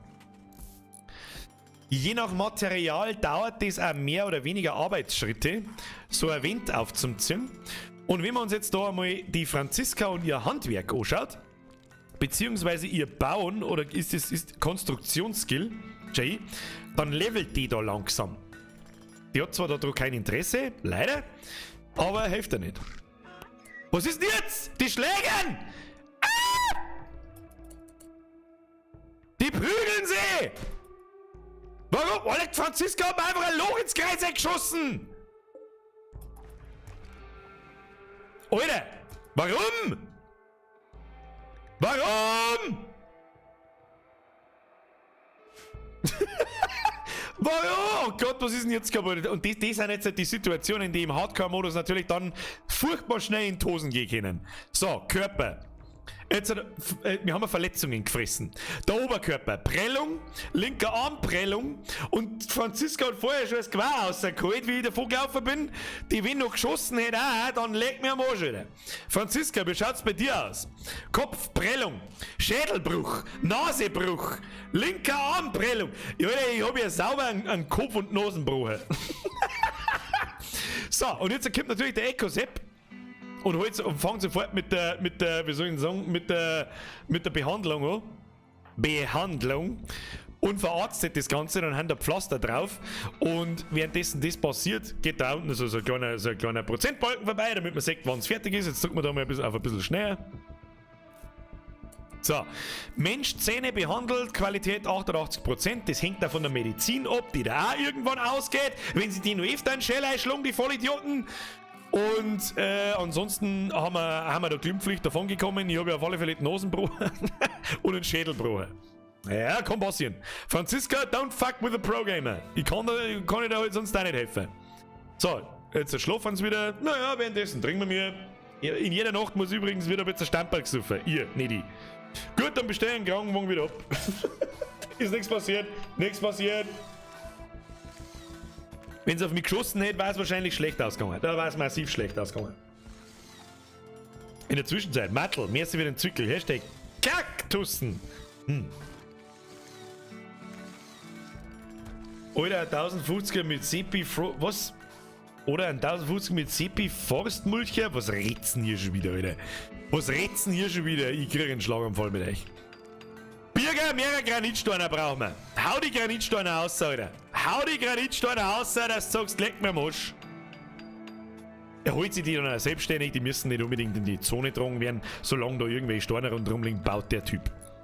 Ja, Franziska baut auch. Du sollst, wie weiß ich, wenn du zuerst das da oben fertig baust. Wie war denn eigentlich das, Franziska? Hä? So von strukturierten Arbeiten hast du auch noch nichts gehört. Dann sagen wir ihr, dass es da soll. Da gelangt es, wenn du einen Kolonisten anklickst und machst Rechtsklick auf das, was bauen soll, und dann tut es das auch. Konstruktion schon wieder fehlgeschlagen. Franziska, du mit deinem Materialverschleiß, das ist ein Wahnsinn. Das ist ein Wahnsinn mit dir. Brauchen wir noch mehr Sandsteine, glaube ich. Da herum gingen uns auf alle Fälle Sandsteine aus, das weiß ich. So, dann, jetzt müssen wir das Bett von einem Raum in das andere bringen. Dazu einfach Bett markieren, neu montieren bei. Das stellen wir ihm da ins Einkaufen. Und die anderen Betten lassen wir noch stehen, solange wir keinen wirklich geschlossenen Raum nicht haben. Was auch? Meldung, Alter. Meldung, Alter. Da es so aussieht, als würdest du noch eine Weile hier bleiben, schlägt Sepp vor, dass du deiner Fraktion einen Namen geben solltest. Wie soll deine Fraktion heißen? Birgonauten! Ausrufezeichen! Außerdem schlägt Sepp vor, dass du dieser Siedlung einen Namen geben solltest. Wie soll diese Siedlung heißen? Namensvorschläge. Mach mir lieber einen gescheiten Fußboden statt einem blanken Dreck. Kind noch. Erst brauchen wir Räume, dann den Boden. Landau! Landau hört sich gut an. Landau hört sich gut an! Zack, dieser Name ist ungültig. Was? Das Ausrufezeichen wahrscheinlich. Oh, die Birgonauten haben ihre Kolonie gegründet, nämlich Landau. Nice. So, weiter im Programm. Jetzt machen wir den Scheiß da mal zu. Beziehungsweise da haben wir noch Sandsteinblöcke dazu. Wiederhole bist du. Machen wir da. Den stellen wir jetzt da auf 30 und da stellen wir auch auf 30. Das heißt, er produziert jetzt so lange Granitsteine, bis er 30 hat, dann macht er 30 Sandsteine und dann hört er auf. Und die werden sowieso ständig verbaut und dann ist da ständig etwas in Bewegung. Währenddessen kann man mir mal unser Kich planen. Na? Produktion. Wir brauchen auf alle Fälle eine Schlachtbank. Ja, und da wir kein Holz nicht haben, wie viel Holz haben wir? 119. Schlachtbank ist auch hygienischer, ist ein wichtiges Ding, sonst wären deine Kolonisten krank, wenn du das aus Stahl baust. Stahl, die bauen wir jetzt auch aus Stahl und die bauen wir direkt neben unser Kühlkammer. So, bam. Und dann brauchen wir einen elektrischen Herd. Und dann wird es interessant, weil dann braucht man natürlich auch wo der man den hier, in der man daher. Brauchen wir nämlich einen Strom. So, wie kriegen wir Strom? Strom kriegen wir durch Holzfeuergenerator oder durch einen Kraftstoffgenerator. Oder wir überspringen den Scheiß und bauen wir uns einen einfachen Labortisch für die Forschung. Ja, wir forschen und das der wir drin. Der ist wichtig. Und dann bauen wir uns Solaranlagen und mit denen kriegen wir Strom am Tag. Das speist man in eine Batterie. Dann muss da Stromleitungen verlegen und mit dem Ding kann dann gekocht werden. Nukula! Es gibt Erdwärmekraftwerke, da haben irgendwo auf der Karten, da zum Beispiel, so Erdwärmedinge. Das ist aber ein relativ langer Forschungsweg und das ist ein relativ großer Kasten. Da pflanzt du das Teil drauf und es gibt unendlich viel Strom. Das ist dann aber ein Mid-Game. Man kann das relativ schnell rushen. Also, dass man relativ schnell an der Erdwärme ist, das geht. Macht aber keinen Sinn. Fürs Erste. So, der Programmer geistert irgendwo in der Nacht umeinander. Ich weiß eben nicht, warum er das tut, aber ich glaube, er putzt. Oder was tut er denn? Schauen wir mal ein wenig zu. Was tut er denn? Pro-Gamer trägt Überlebensration, isst Überlebensration und jetzt halt entfernt Dreck. Schau, was er tut. Und sagt dann auch, wo der hinläuft. Ah ja, und jetzt geht er ein wenig spazieren. Es gibt für die Entspannung so einen lustigen Hufeisenstab. der gefällt ihnen alle ganz gut. Der tut es entspannen und dann haben sie nicht so gestresst. Man sagt übrigens da herum, bei den 3 Kolonisten, einen Gemütszustand im Hintergrund. Ja, wenn der da so, der ist bloß nicht ganz halb voll, der ist ein bisschen über der Hälfte, der ist bei der Hälfte. Ja, es ist brenzlig. Und wenn der zu niedrig wird, dann passieren so Sachen wie vorher, dass sie sich gegenseitig einen Scheller hauen. Das ist fragwürdig. Sehr fragwürdig. Darum müssen wir uns schnellstmöglich drum kümmern. Und es gibt einen Haufen Faktoren, was die Gemütszustände von deinen Kolonisten beeinflussen. Wie das Essen, die Räumlichkeiten, ist Zusammenputz, ist ein schöner Boden, lauter so Sachen. Eins nach dem anderen. Das ist so richtig gemütlich, das ist das absolutäre Zeitfresserspiel. Brutal. So, Franziska isst, was tut der Programmer? Ruht sich aus. Ja, das ist in Ordnung. Du sollst aber Sandsteine produzieren, du Trottel. Schauen wir mal nochmal. Sandsteinblöcke. Tu mir Sandsteinblöcke herstellen. Ist da überhaupt irgendwo Sandstein? Granit, Schiefer, Granit. Da haben Schieferbrocken. Die schwarzen, die dunkelgrauen Brocken haben Schieferbrocken. Ja, okay. So, dann in der Zwischenzeit. Unsere Küche muss weiter geplant werden. Wir brauchen Stühle. Ja, die Schlachtbank kriegt einen Stuhl. Und unser Herd kriegt einen Stuhl. Und, jetzt passen wir auf, wie viel Holz haben wir da drin? 25. Franziska, bauen wir den Labortisch. Die Forschung ist sau wichtig. Bitte nicht verkacken, weil sonst haben wir wieder kein Holz mehr. Bitte nicht. Bitte, Kim, bau das Ding einfach hier und passt. Kim, gib ihm Dankeschön. So, jetzt haben wir das Forschungsmenü freigeschaltet. Forschung gibt's da unten, zack. Das ist der Skilltree. Der ist lang. Der ist sehr lang. Aber die ersten wichtigen Sachen ist zum Beispiel Elektrizität. Die ist schon freigeschaltet. Klimatechnik, was ist das? Die Kühlung, das muss man extra Dings machen, das ist aber auch nein, das habe ich auch schon lange nicht mehr gehört. Na egal. Es gibt einen Wasserradgenerator, wir brauchen Strom, Solaranlage. Kostet 600 Forschung, nenne ich es jetzt einfach einmal. Du drückst da auf Forschung, dann ist diese Forschung aktiv, aber es muss jemand von den Kolonisten zum Forschen geschickt werden. Dazu gehen wir wieder auf die Arbeit und der Ecosep tut den ganzen Tag sowieso nichts außer umeinander geschafteln. Also schickt man mit Prio 1 zum Forschen. Ecosep und schon geht er von selber zum Forschen. Kennst du einen Wirtsosen Odet Wirtshackeltag? Alter, was redst denn du? Da will man sich beim Kocher hinsitzen, Kocher Luxus muss sein. Das ist wichtig, Alter. Und vor allem beim Forschen ist der Stuhl auch wichtig. Dann geht es erstens schneller und zweitens tut er länger. Das heißt, jetzt drückt man da mal auf 3, beschleunigt man das, links unten sieht man, wie schnell das geht. Naja, eher so mittelmäßig schnell. Schauen wir mal, der Ecosep gewesen, der beieinander. Der hat Sozial 18, geistige Arbeit hat er 8, also da ist er gar nicht so schlecht. Eigentlich sogar ziemlich gut. Er ist interessiert, lernt dadurch auch relativ schnell und hat 6300 XP von 9000. Wenig Nahrung. Ich hab gefährlich wenig Nahrung auf Lager. Ja, super. Was der man da? Schnellstmöglich unser scheiß Kich zusammenbauen. Okay, Kich steht. Strom. Holzfeuergenerator, Kraftstoffgenerator. Zwischenzeitlich bauen wir ein Windrad. Damit wir kochen können. Sonst wird das nichts. 100 Stahl, 2 Bauteile. Das bauen wir jetzt einfach direkt oder nebenher. Franziska, du regelst das schon. Wir werden angegriffen! Franziska! Und der Pro-Gamer, jetzt wird's zum Schießen. So, das passiert einfach unregelmäßig. Eine Ureinwohnergruppe der Fraktion Bündnis der Kascha ist in der Nähe eingetroffen. Sie werden sich vor dem Angriff noch vorbereiten. Bereite die Verteidigung vor oder attackiere sie mit einem Präventivschlag. Es ist Viper. Die Viper hat ein Messer aus Stahl. Und ist nackt. Und das ist das Schöne an dem Spiel. Es ist nackt. Irgendein Nocker, die Gestörte, greift uns mit einem Messer an. Namens Viper. Tja, Viper. Ich lerne mir jetzt einfach mal aus dem Fenster und sage, das wird nicht gut ausgehen für die. Wir markieren einen Pro-Gamer und die Franziska. drückt man auf R oder da herunten, schickt man es in den Kampfmodus. Kampfmodus.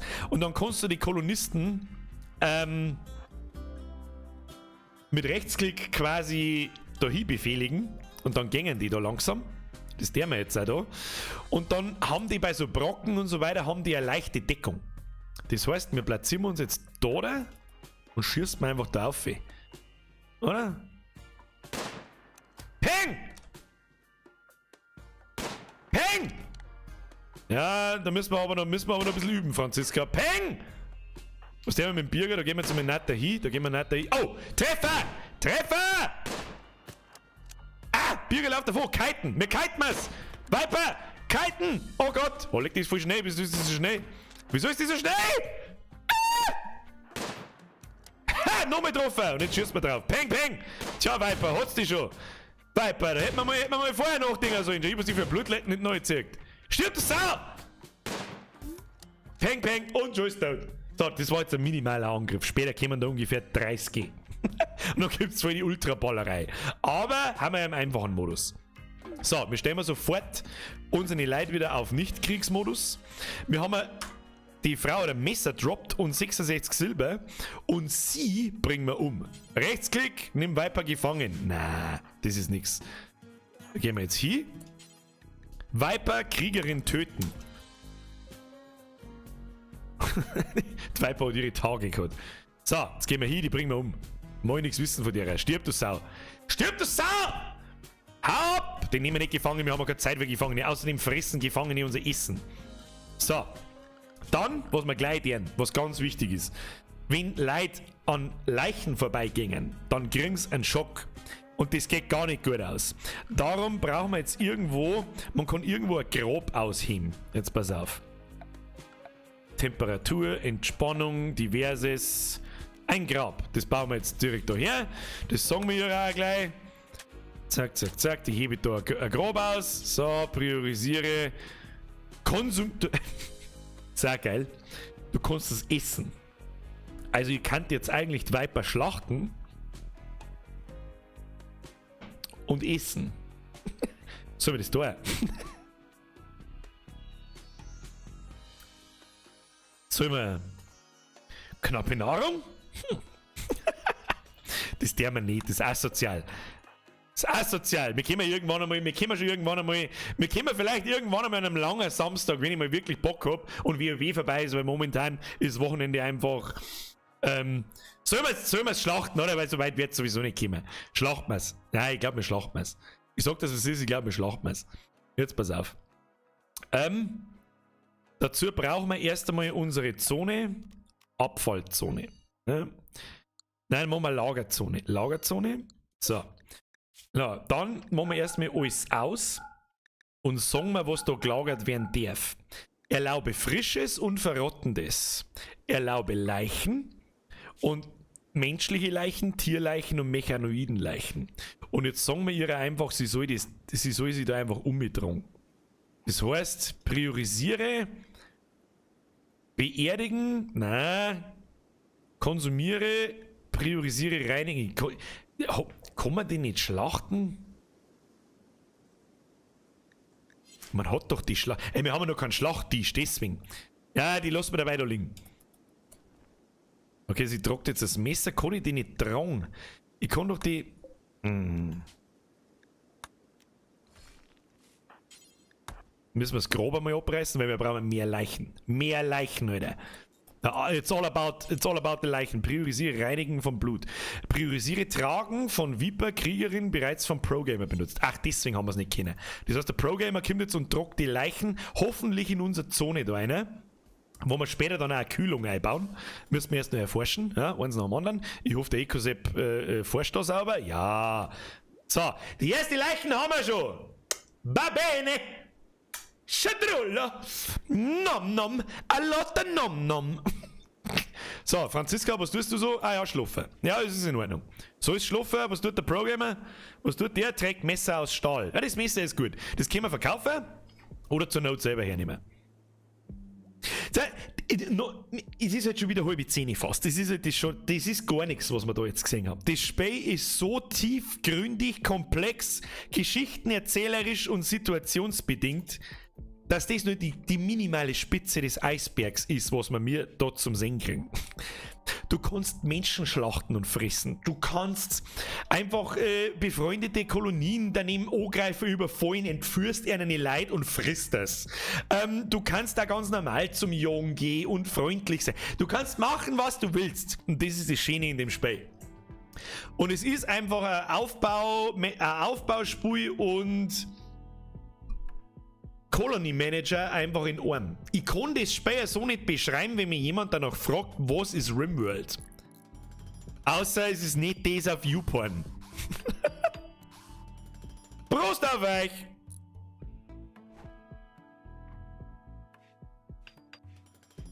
Wem's taugt, leave a like, dat mich freuen. Merci, Percy. Musst kommen zu meinem Paar, dann kriegst du Gutscheine und vielleicht kommt der Bürger auch. Was? Da stellt sich doch fast jedem hier die Frage, wie schaut's dann mit Zwangsprostitution aus?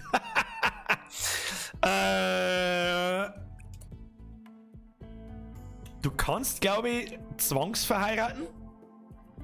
Glaube ich? Man kann allgemeiner heiraten, ich bin mir nicht hundertprozentig sicher. Aber das lässt sich schon irgendwie machen. Das lässt sich schon irgendwie einrichten. Kriegen wir schon. Da gibt's garantiert einen Mod dafür, für Prostitution. Lege mir hinten ins Feuer. So, unsere Schlachtbank. Mach mir die Schlachtbank. Gebaut. So, ganz wichtig. Wie bei jeder Werkbank musst du dem Ding immer Aufgaben zuweisen, dass deine Kolonisten hingehen können und dann was da können. Wir markieren die Schlachtbank und ich hoffe, wir können Menschen schlachten. Aufgabe hinzufügen, Kreaturschlachten. Details. Wie oft? Immer, also geschlacht wird einfach immer. Wenn da die Viecher da sind und jemand hat Zeit, geht er her, holt sich die Viecher und schlacht die. Normalerweise ist der Mensch verboten. Normalerweise ist der Mensch verboten. In unserem Fall aber nicht. So, wer macht jetzt das? Der Handwerker, oder? Macht das der Pro-Gamer? Da schauen wir aber schon zu. Oh, ich sehe ihn schon kommen. Schlachtet Kreatur. Oh, jetzt wird's kreislig. Jetzt wird's kreislig. So. What the fuck are we doing here? Sie baut das Windradl draus, das ist gut, weil dann können wir es nämlich gleich kochen. Können wir es gleich kochen. So, schau hier. Windradl ist fertig, das Windradl dreht sich keinen Scheiß nicht. Ah ja, jetzt halt. So, Schlacht. Tja, in Landau ist Kannibalismus noch Kavaliersdelikt. Was tut jetzt ihr da? Ecosec, Kolonie, was tut denn ihr da? Erlaube verrottendes und frisches Nein. Was tut denn da jetzt damit? Na, Alter, was ist das jetzt da? Menschenfleisch. Frisch, ungekühlt, verdirbt in 2 Tagen. Verrottet, weil nicht überdacht und im Freien. Du Trottel, so ist das auch woanders hindrung. Ah, die anderen Spähen mit dem Hufeisen. Ist auch in Ordnung. Aber du tragst jetzt, konsumiere, kann Menschenfleisch nicht tragen, kein freier, erreichbarer Lagerplatz. Ja, aber da soll doch das... Tierleichen, Menschenleichen, Nahrung... Ah, da müssen wir Nahrung nur aktivieren. Die komplette Nahrung, da ist hoffentlich auch Menschenfleisch dabei, da schauen wir jetzt gleich einmal. Mahlzeiten, rohes Essen, Fleisch. Es gibt auch 100.000 verschiedene Viecher, von Affen, Alpakas, Fuchsen, Nashörner, bis, wo ist der Mensch? Menschenfleisch brauche ich! Menschenfleisch, ja! So, trag bitte, priorisiere Tragen von Menschenfleisch 75. So, das packst du jetzt bitte. Und du ist das weg. Da haben wir... Oh, was ist das da? Menschenhaut.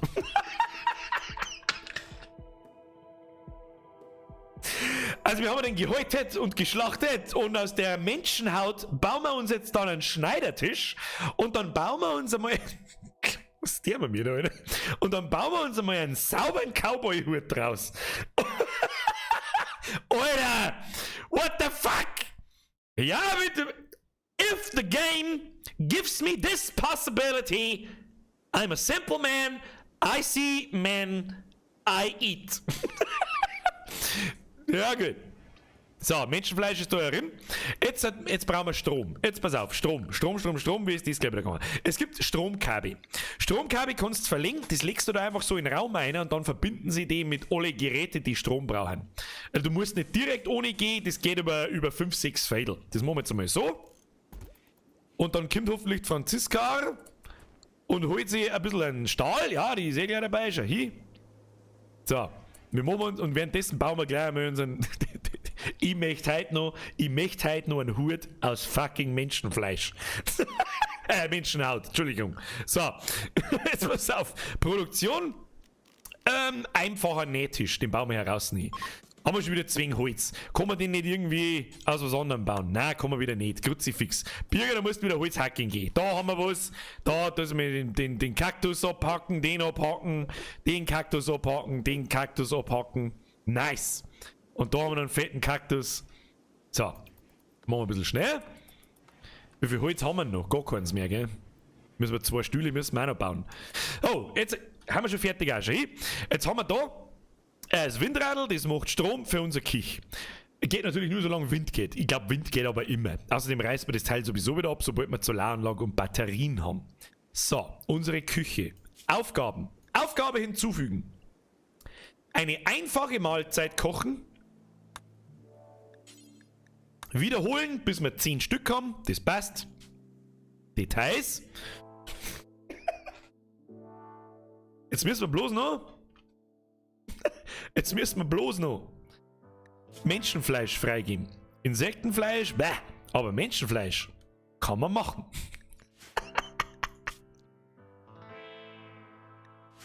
So, und jetzt, wer ist der Koch? Haben wir einen Koch? Kochen eins, der Esosepp. Esosepp, du regelst das. Pass auf, der holt jetzt gleich so einen Batzen Menschenfleisch.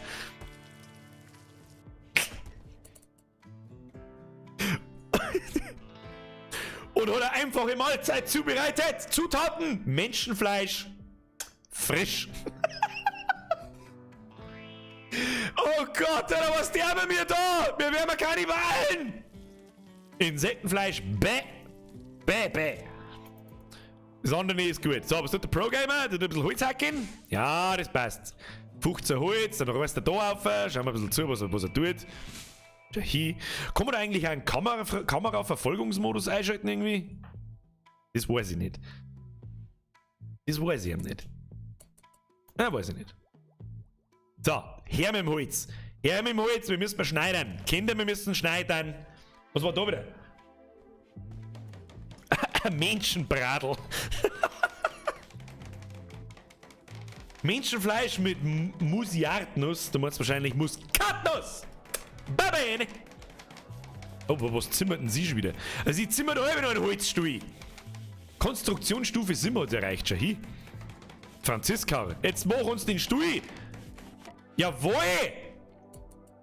So, mittlerweile, jetzt können wir wenigstens schon einmal kochen. Das ist schon mal Epse. Ja? Wir können auch da ein bisschen die Viecher rundherum schauen. Wir können da mal, oh, da liegt noch Eisen umeinander. Das können sie mal noch einsammeln. Und dann kann man mal nach Viecher schauen, die wo wir jagen können, wenn uns das Essen, falls uns das Menschenfleisch ausgeht. So, aber jetzt wird erstmal geschlafen. Ja, wie alle, wenn wir schlafen. Prost auf euch.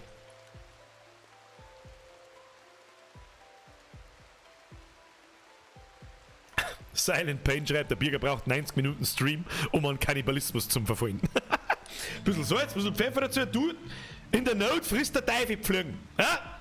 Hätte der Viper einfach einmal nicht knockert, mit dem Messer angreifen dürfen. Ja, Viper, so geht's einfach nicht. Du kannst nicht einfach daherkommen und dann da einen auf Rambo machen und dann muss ich die halt essen. Ja, das hilft uns nichts, dann muss ich die halt essen. Oh, es regnet mittlerweile. Das darf jetzt sehr förderlich für unsere Kartoffelpflanzen sein. Oh, die Reispflanze ist schon bei 84%.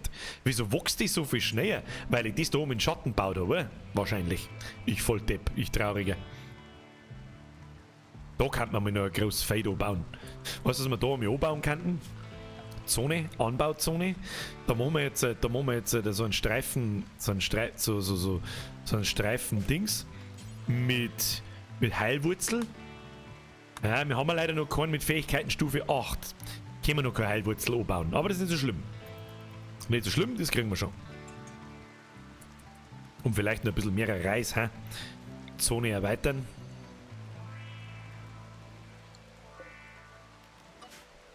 Wie tut man das? Einfach da nur eine größere Zone herbauen. Weil das früher oder später, irgendwann wird nämlich Winter. Und dann hast du nichts mehr zum Essen.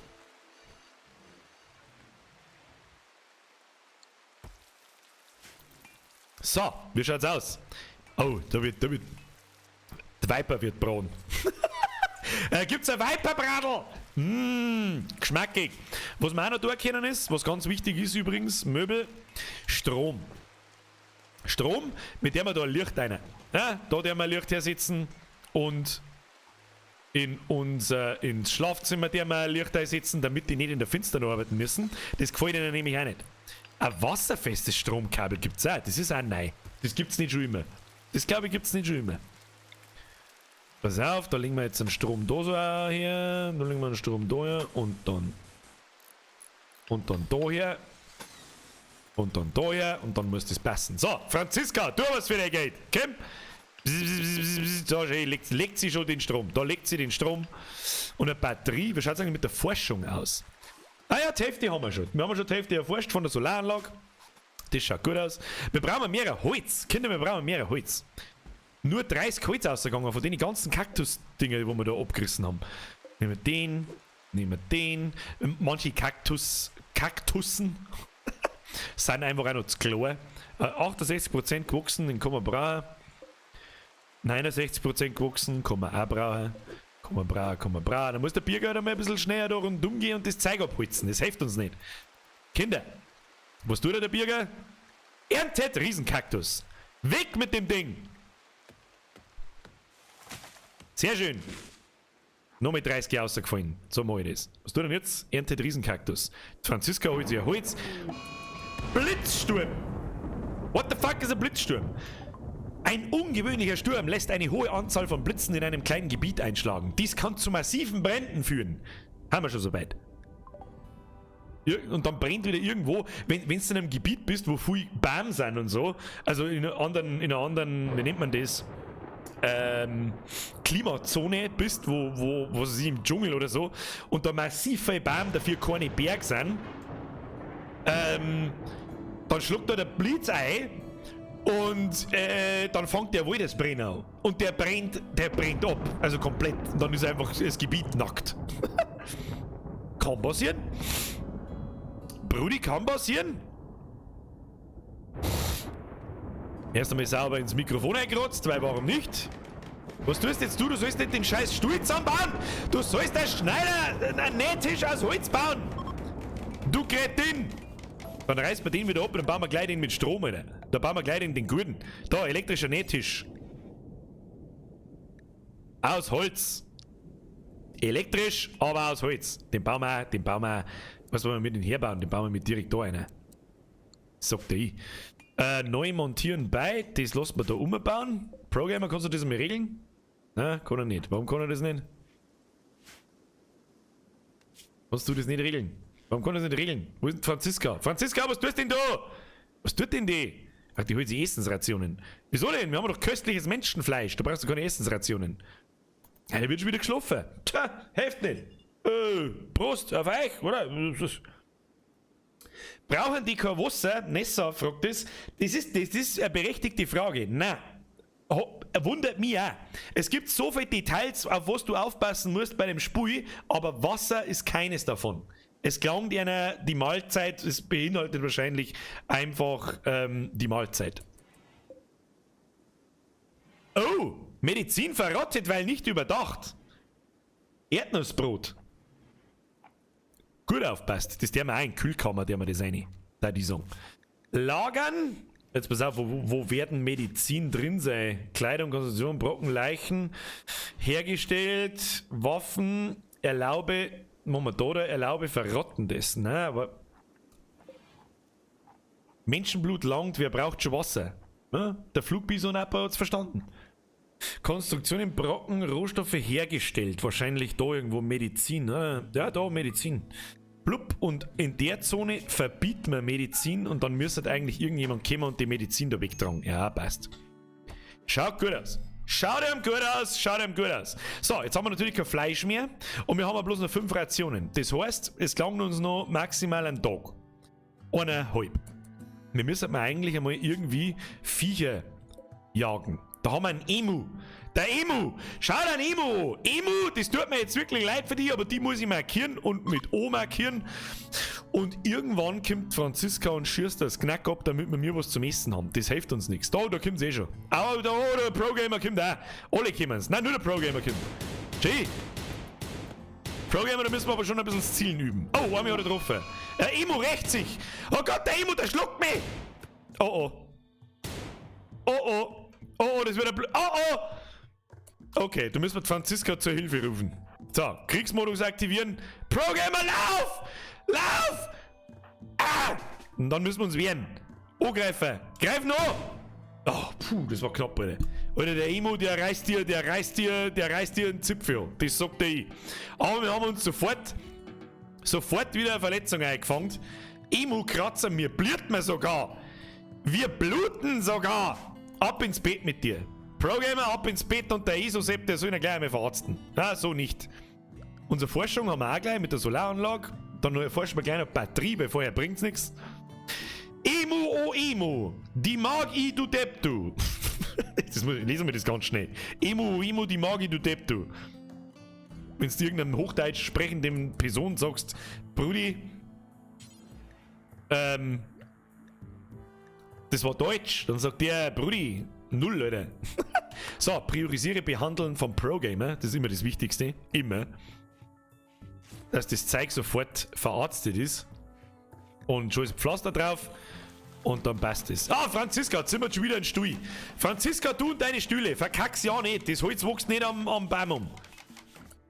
Produktion, wir brauchen immer noch einen elektrischen Nähtisch. Jetzt pass auf, den wir da. Nähtisch nur mit reduzierter, den wollte ich doch gar nicht da hin. Produktion. Nähtisch. Den wir da. Wie viel Holz haben wir? 15. Gutzi fix, jetzt ist der Pro-Gamer ist aber im Bett, Alter, der kann nicht Holz hacken. Tu halt einmal Holz hacken jetzt. Ist der schon fertig wieder? Tu doch jetzt. Ruht sich aus. Ja, okay. Dann so hier dabei noch ein paar mehr Kaktussen. Wir machen uns heute noch einen Hut aus Menschenfleisch. Haut, Entschuldigung. Ist mir wurscht, vorher geh ich nicht ins Bett. Vorher geh ich nicht ins Bett. Wer ist das überhaupt? Ah, ja, schafft man schon noch. Müssen wir bloß Holz fahren. Oh, da unten ist ein Baum, schon hier 97% gewachsen. Der einzige Baum im ganzen Gebiet. Was ist das? Da ist doch ein Stau und ich seh's, nein, das ist groß. Emo rächt sich. Das ist schon vorbei, oder? Das ist schon vorbei. Na ja, gut. Pro-Gamer is on the way. Was tut er? Hey, er kann nicht arbeiten und bewegen. Bloß 70% wegen Rückenschmerzen. Es gibt übrigens Implantate. Du kannst später, gibt es hier eine krassen Krankentisch und so, und dann kannst du bei Händler Implantate kaufen, dann kann ich mir zum Beispiel eine neue Wirbelsäule einbauen, dann renne ich zum Beispiel 20% schneller.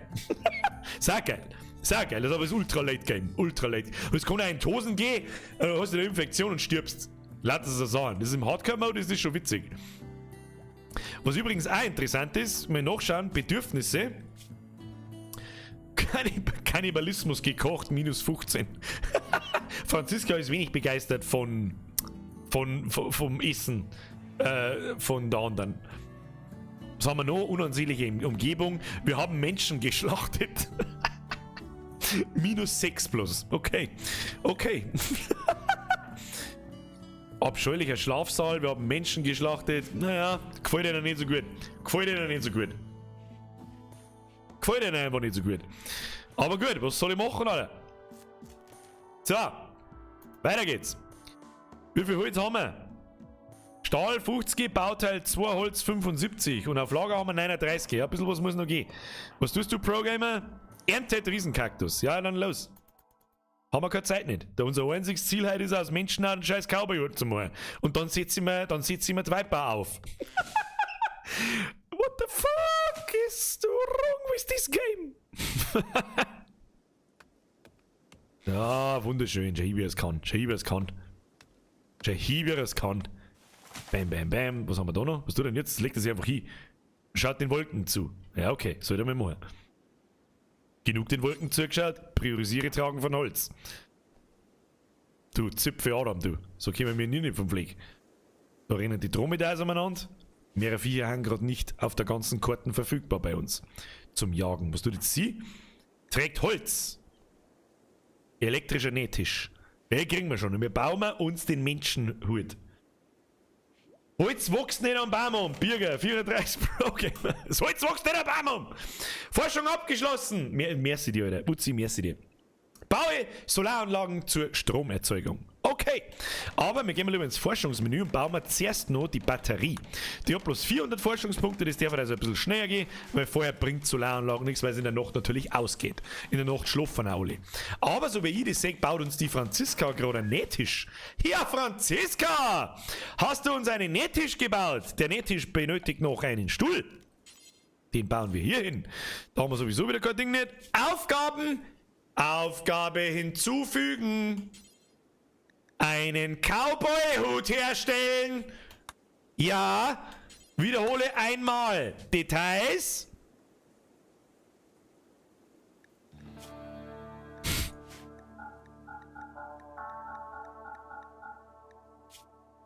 Menschenhaut. So, dann brauchen wir noch einen Schneider. Wer ist der Glückliche? Der Pro-Gamer natürlich. So, wo ist der Pro-Gamer? Erntet Reispflanze. Oh, Erntezeit! Erntezeit! Die ersten Reispflanzen werden geerntet. Da steht, oh, schau, wie viel Futter das da rauskommt. Und aus dem kann man natürlich dann auch einfache Mahlzeiten machen in der Küche. Und dann ist das Überleben schon einmal fürs Erste gesichert. Aber, seht ihr, was ich sehe? Seht ihr, was ich sehe, was er gerade da hat? Er hat da gerade ein Stil was von der Menschenhaut genommen. Und hat ein bisschen... Achtung, Achtung.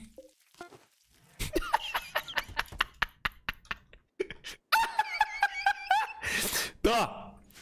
Seht ihr, was ich sehe? Also ich sehe einen Cowboy-Hut. Und der steht drunter gut. Und Cowboy-Hut aus Menschenhaut. Qualität gut. Verrottet, weil nicht überdacht. So, was sie dir sagt, den setzen wir mir uns auf. Das ist meiner. Erzwinge Anziehen von Cowboy-Hut aus Menschenhaut. Ist das eine perverse Dreckscheiße?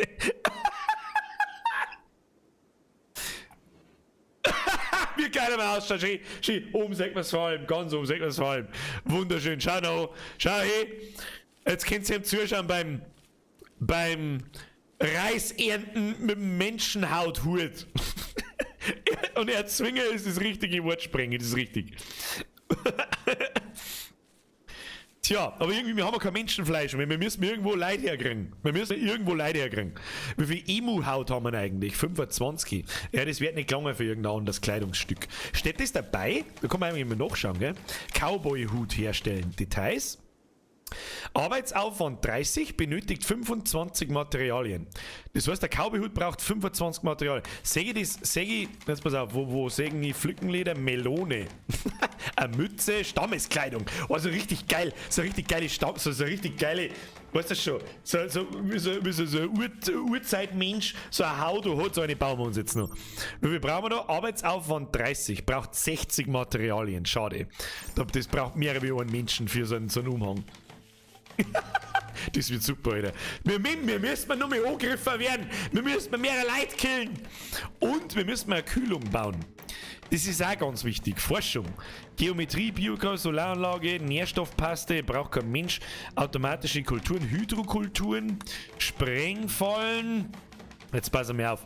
Wir müssen eine Mikroelektronik ist auch nicht.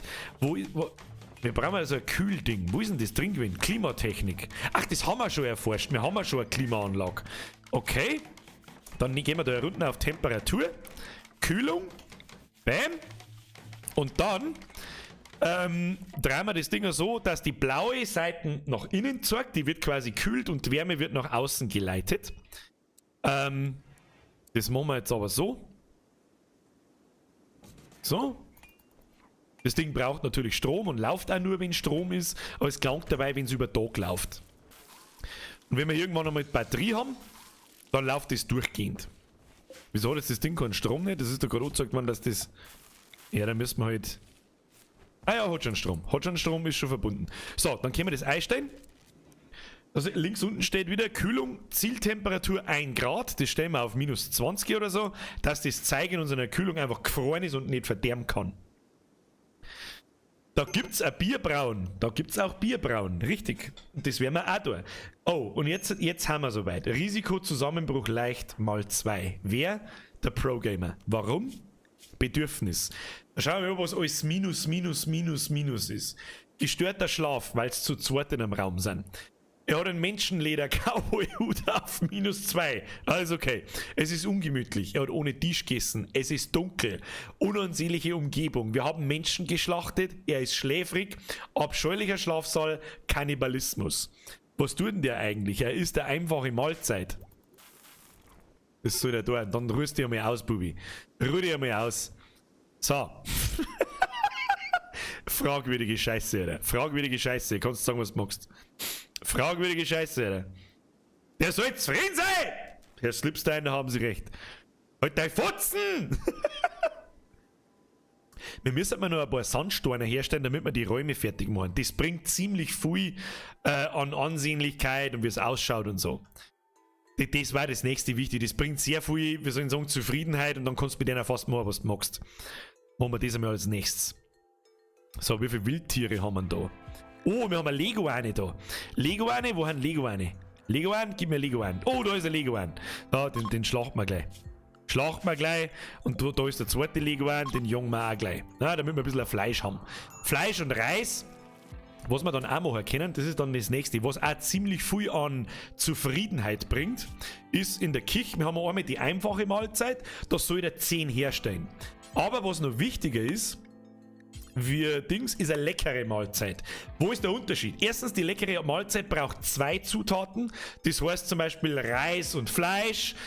Da kann man mal eine leckere Mahlzeit zubereiten. Benötigt 0,25 Nahrung Materialien. Benötigt 0,25 Nahrung vegetarisch. Das heißt, also es muss quasi Fleisch und Reis oder irgend sowas sein. Dann kommt eine leckere Mahlzeit raus. Die macht erstens einmal plus 10, glaube ich, Befriedigung. Und das schaut überhaupt nicht. So, wiederhole, bis du 10 Stück hast und das stellen wir an obere Priorität. Wenn er das nicht schafft, dann macht er das andere. So. Kriegen wir ihn schon. Und die Kartoffeln da oben, die wachsen deswegen nicht gescheit, weil da Schatten ist. Ja? Weil unser Gebäude da einen Schatten wirft, wie man sieht, und deswegen wachsen die langsamer. Viel langsamer. Was tut denn der Pro-Gamer eigentlich? Was tut denn der? Ist der einfache Mahlzeit? Okay. Haben wir. Oh, ein Lego ist schon tot, liegt schon ein Rinder hin. Das ist jetzt das, warum das mehr zum Management wird. Man, der ist jetzt einfach gelaufen, hat den Lego da reingeklickt, weil ich gesagt habe, jagen. Und so muss das laufen. Ja, und dann fängt so, dass das irgendwann kein Ende nimmt. Jetzt kommt, ja genau, jetzt kommt der Esosep, Schlachten, dann fällt da eine Haut raus und wieder Fleisch. Und jetzt müssen wir das erste Mal ja Zutaten haben, dass wir eine leckere Mahlzeit machen können. Also eine brauchbare Mahlzeit ohne Menschenfleisch. Menschenfleisch wird erst dann interessant, wenn wir öfter angegriffen werden. Was immer mehr wird mit der Zeit. Je mehr du Fortschritt machst, desto mehr wirst du angegriffen, desto mehr Leute kommen beim Angriff und so weiter. Löwensepp, kann man das Feld auch verschirmen? Schaut fast ein bisschen, was? Schaut fach ein bisschen strange aus. Was fehlt das Feld, dass man das einfach nehmen kann? Das ist eine gute Frage. Ich glaube nicht in einem. Ich kann's verkleinern, also ich kann es nicht dort zuschneiden. Ich hab das deswegen, warum ist das so strange? Siehst du die blaue, fruchtbare Erde da drunter? Das ist, wie ich gerade gesagt habe, fruchtbare Erde. Ich kann nur da anbauen. Auf dem Sand und auf dem leichten Sand kann ich nicht. Deswegen habe ich das da einfach eingezogen und je mehr Fläche, desto gut. So, jetzt weißt du dann schön, wie wir Solaranlage kriegen. Also Solaranlage haben wir schon, aber nur eine Batterie dazu. Dann machen wir da unseren Batterieraum rein. Da pflanzen wir eine nach der anderen und machen wir dann zu. Weil den, wenn es abbringt, dann macht es bzzzt. Kein Licht, ganze Straße nix, Lagestraße, warum? Macht bzzzt, kaputt. So, Risikozusammenbruch schwer. Esosep, was ist mit dir? Es ist Tag. Was ist mit ihm? Macht der bloß auf die Nacht? Was hat der für Probleme? Da? Er ist eine Nachteule. Wieso sagt mir keiner, dass der Isosepp gerne auf die Nacht? Was? Ich mein das bei den Schlafräumen. Ach, das da. Das kann man, pass auf. Machst du das? Erst einmal nochmal Merci für den Euro. Dass wir das da begradigen, das kotzt mich auch. Aber wir brauchen Sandsteine. Ich weiß nicht, wer macht denn Sandsteine? Er. Sandsteinblöcke herstellen, kein Material. Das ist doch aber ein Bullshit. Da haben doch irgendwo Sandsteinblöcke. Nehmen wir halt Granitblöcke her, das ist doch mir wurscht. Was haben wir denn da? Granitblöcke. Machen wir so. Das reißt wir alles ab. Da stellen wir Sandsteinblöcke aus. Da stellen wir 200 Granitblöcke ein, soll ich da produzieren. Und Struktur macht man aus Granit. Da machen wir jetzt da einmal das zeigt so. Ja, mit 2 Räumen wenigstens fertig kriegen, das dauert dabei lang. Was haben wir da? Das zweite Feld. Ne? Das da, ja, ich mein alle miteinander. Die kennen alle miteinander zugemacht. Ich hoffe, dass Franziska checkt. Krankheit, Grippe. Wer der Pro-Gamer? Leibwächter ist an Grippe erkrankt. Er hat Corona! Oh nein! Stelle sicher, dass du ein Krankenbett und einen Arzt hast. Super! Wo ist denn sein Bett? Da ist ein Pro-Gamer sein Bett. Das machen wir jetzt zum Krankenbett. Dann nehmen wir einen Pro-Gamer. Schlaf bis völlig geheilt. Der soll sich ins Bett einlegen und der Isosepp behandeln, schnell. Behandeln und verpflegen. Du sollst ihn behandeln und nicht fressen, du Idiot. Ja, dann reißt er umeinander wie ein Narischer. So. Nice. So, und einen Isosepp müssen wir jetzt zum Nachtschichtler machen. Schreibt der Sprenger, da hat er recht.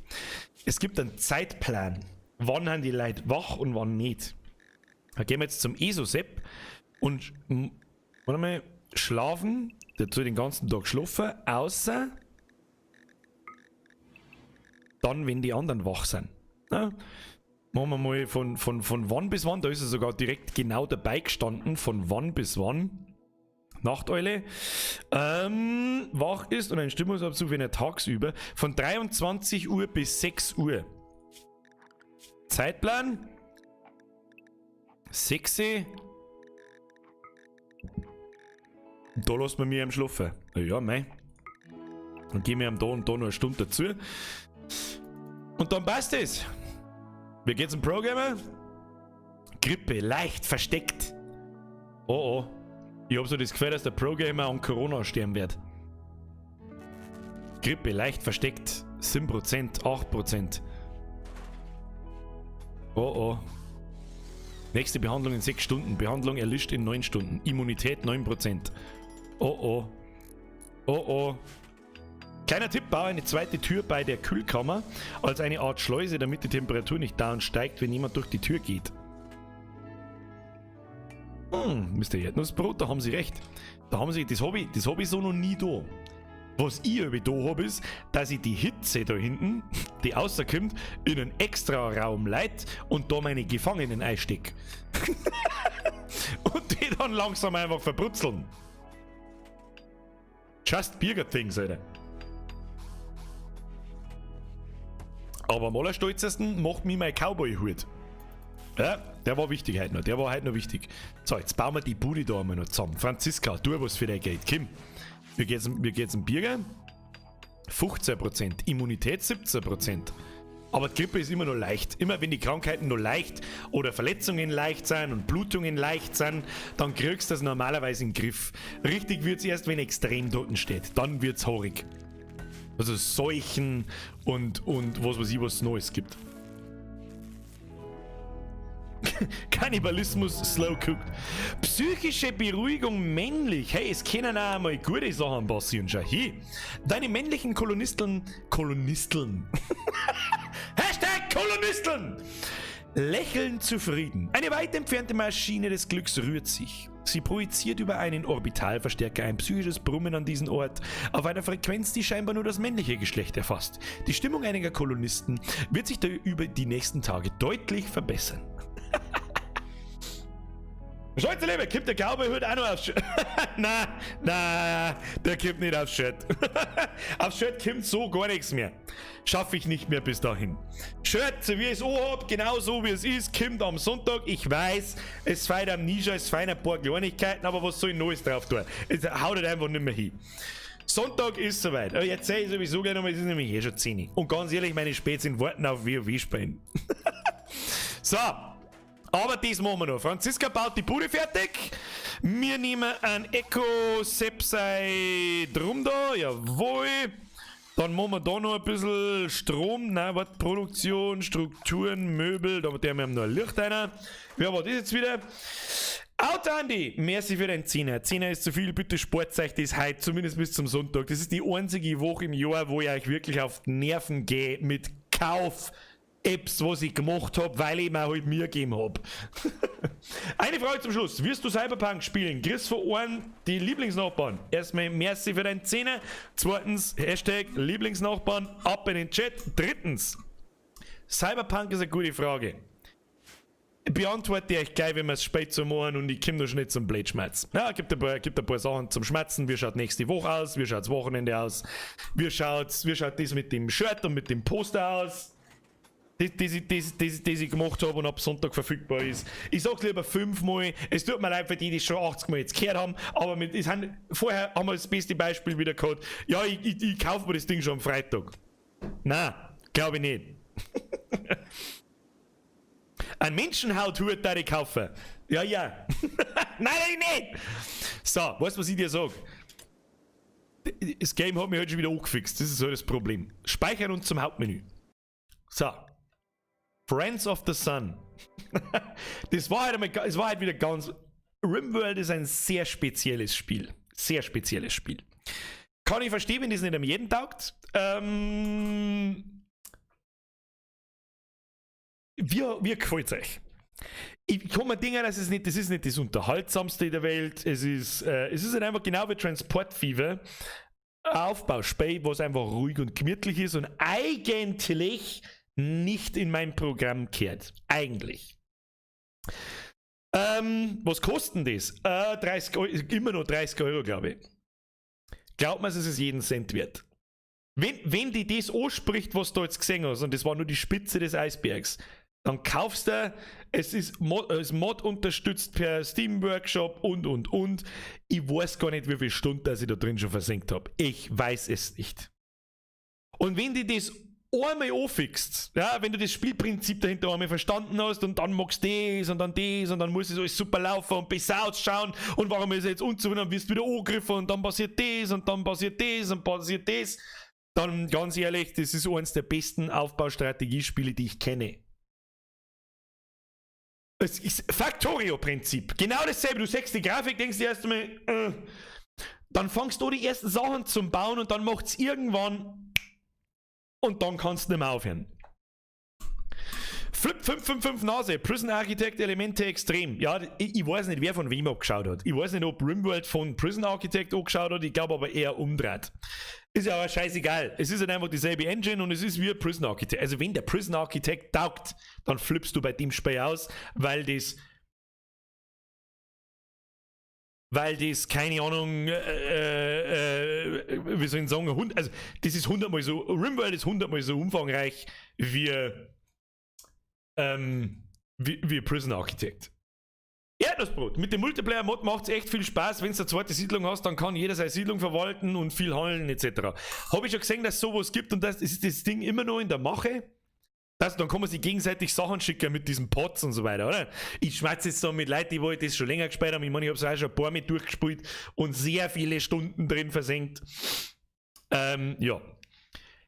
Ein Paradebeispiel für Scheiß auf Grafik. Gameplay ist hier alles. Das ist echt ein Spiel, wo du nicht mehr aufhören kannst, ist ja beim Zuschauen schon so.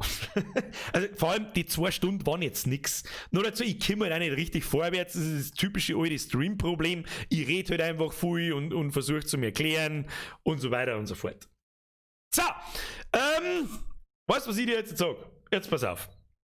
Wie schaut nächste Woche aus? Nächsten Montag gibt's Call of Duty Zombie Mod mit Special Guest Vollgerät!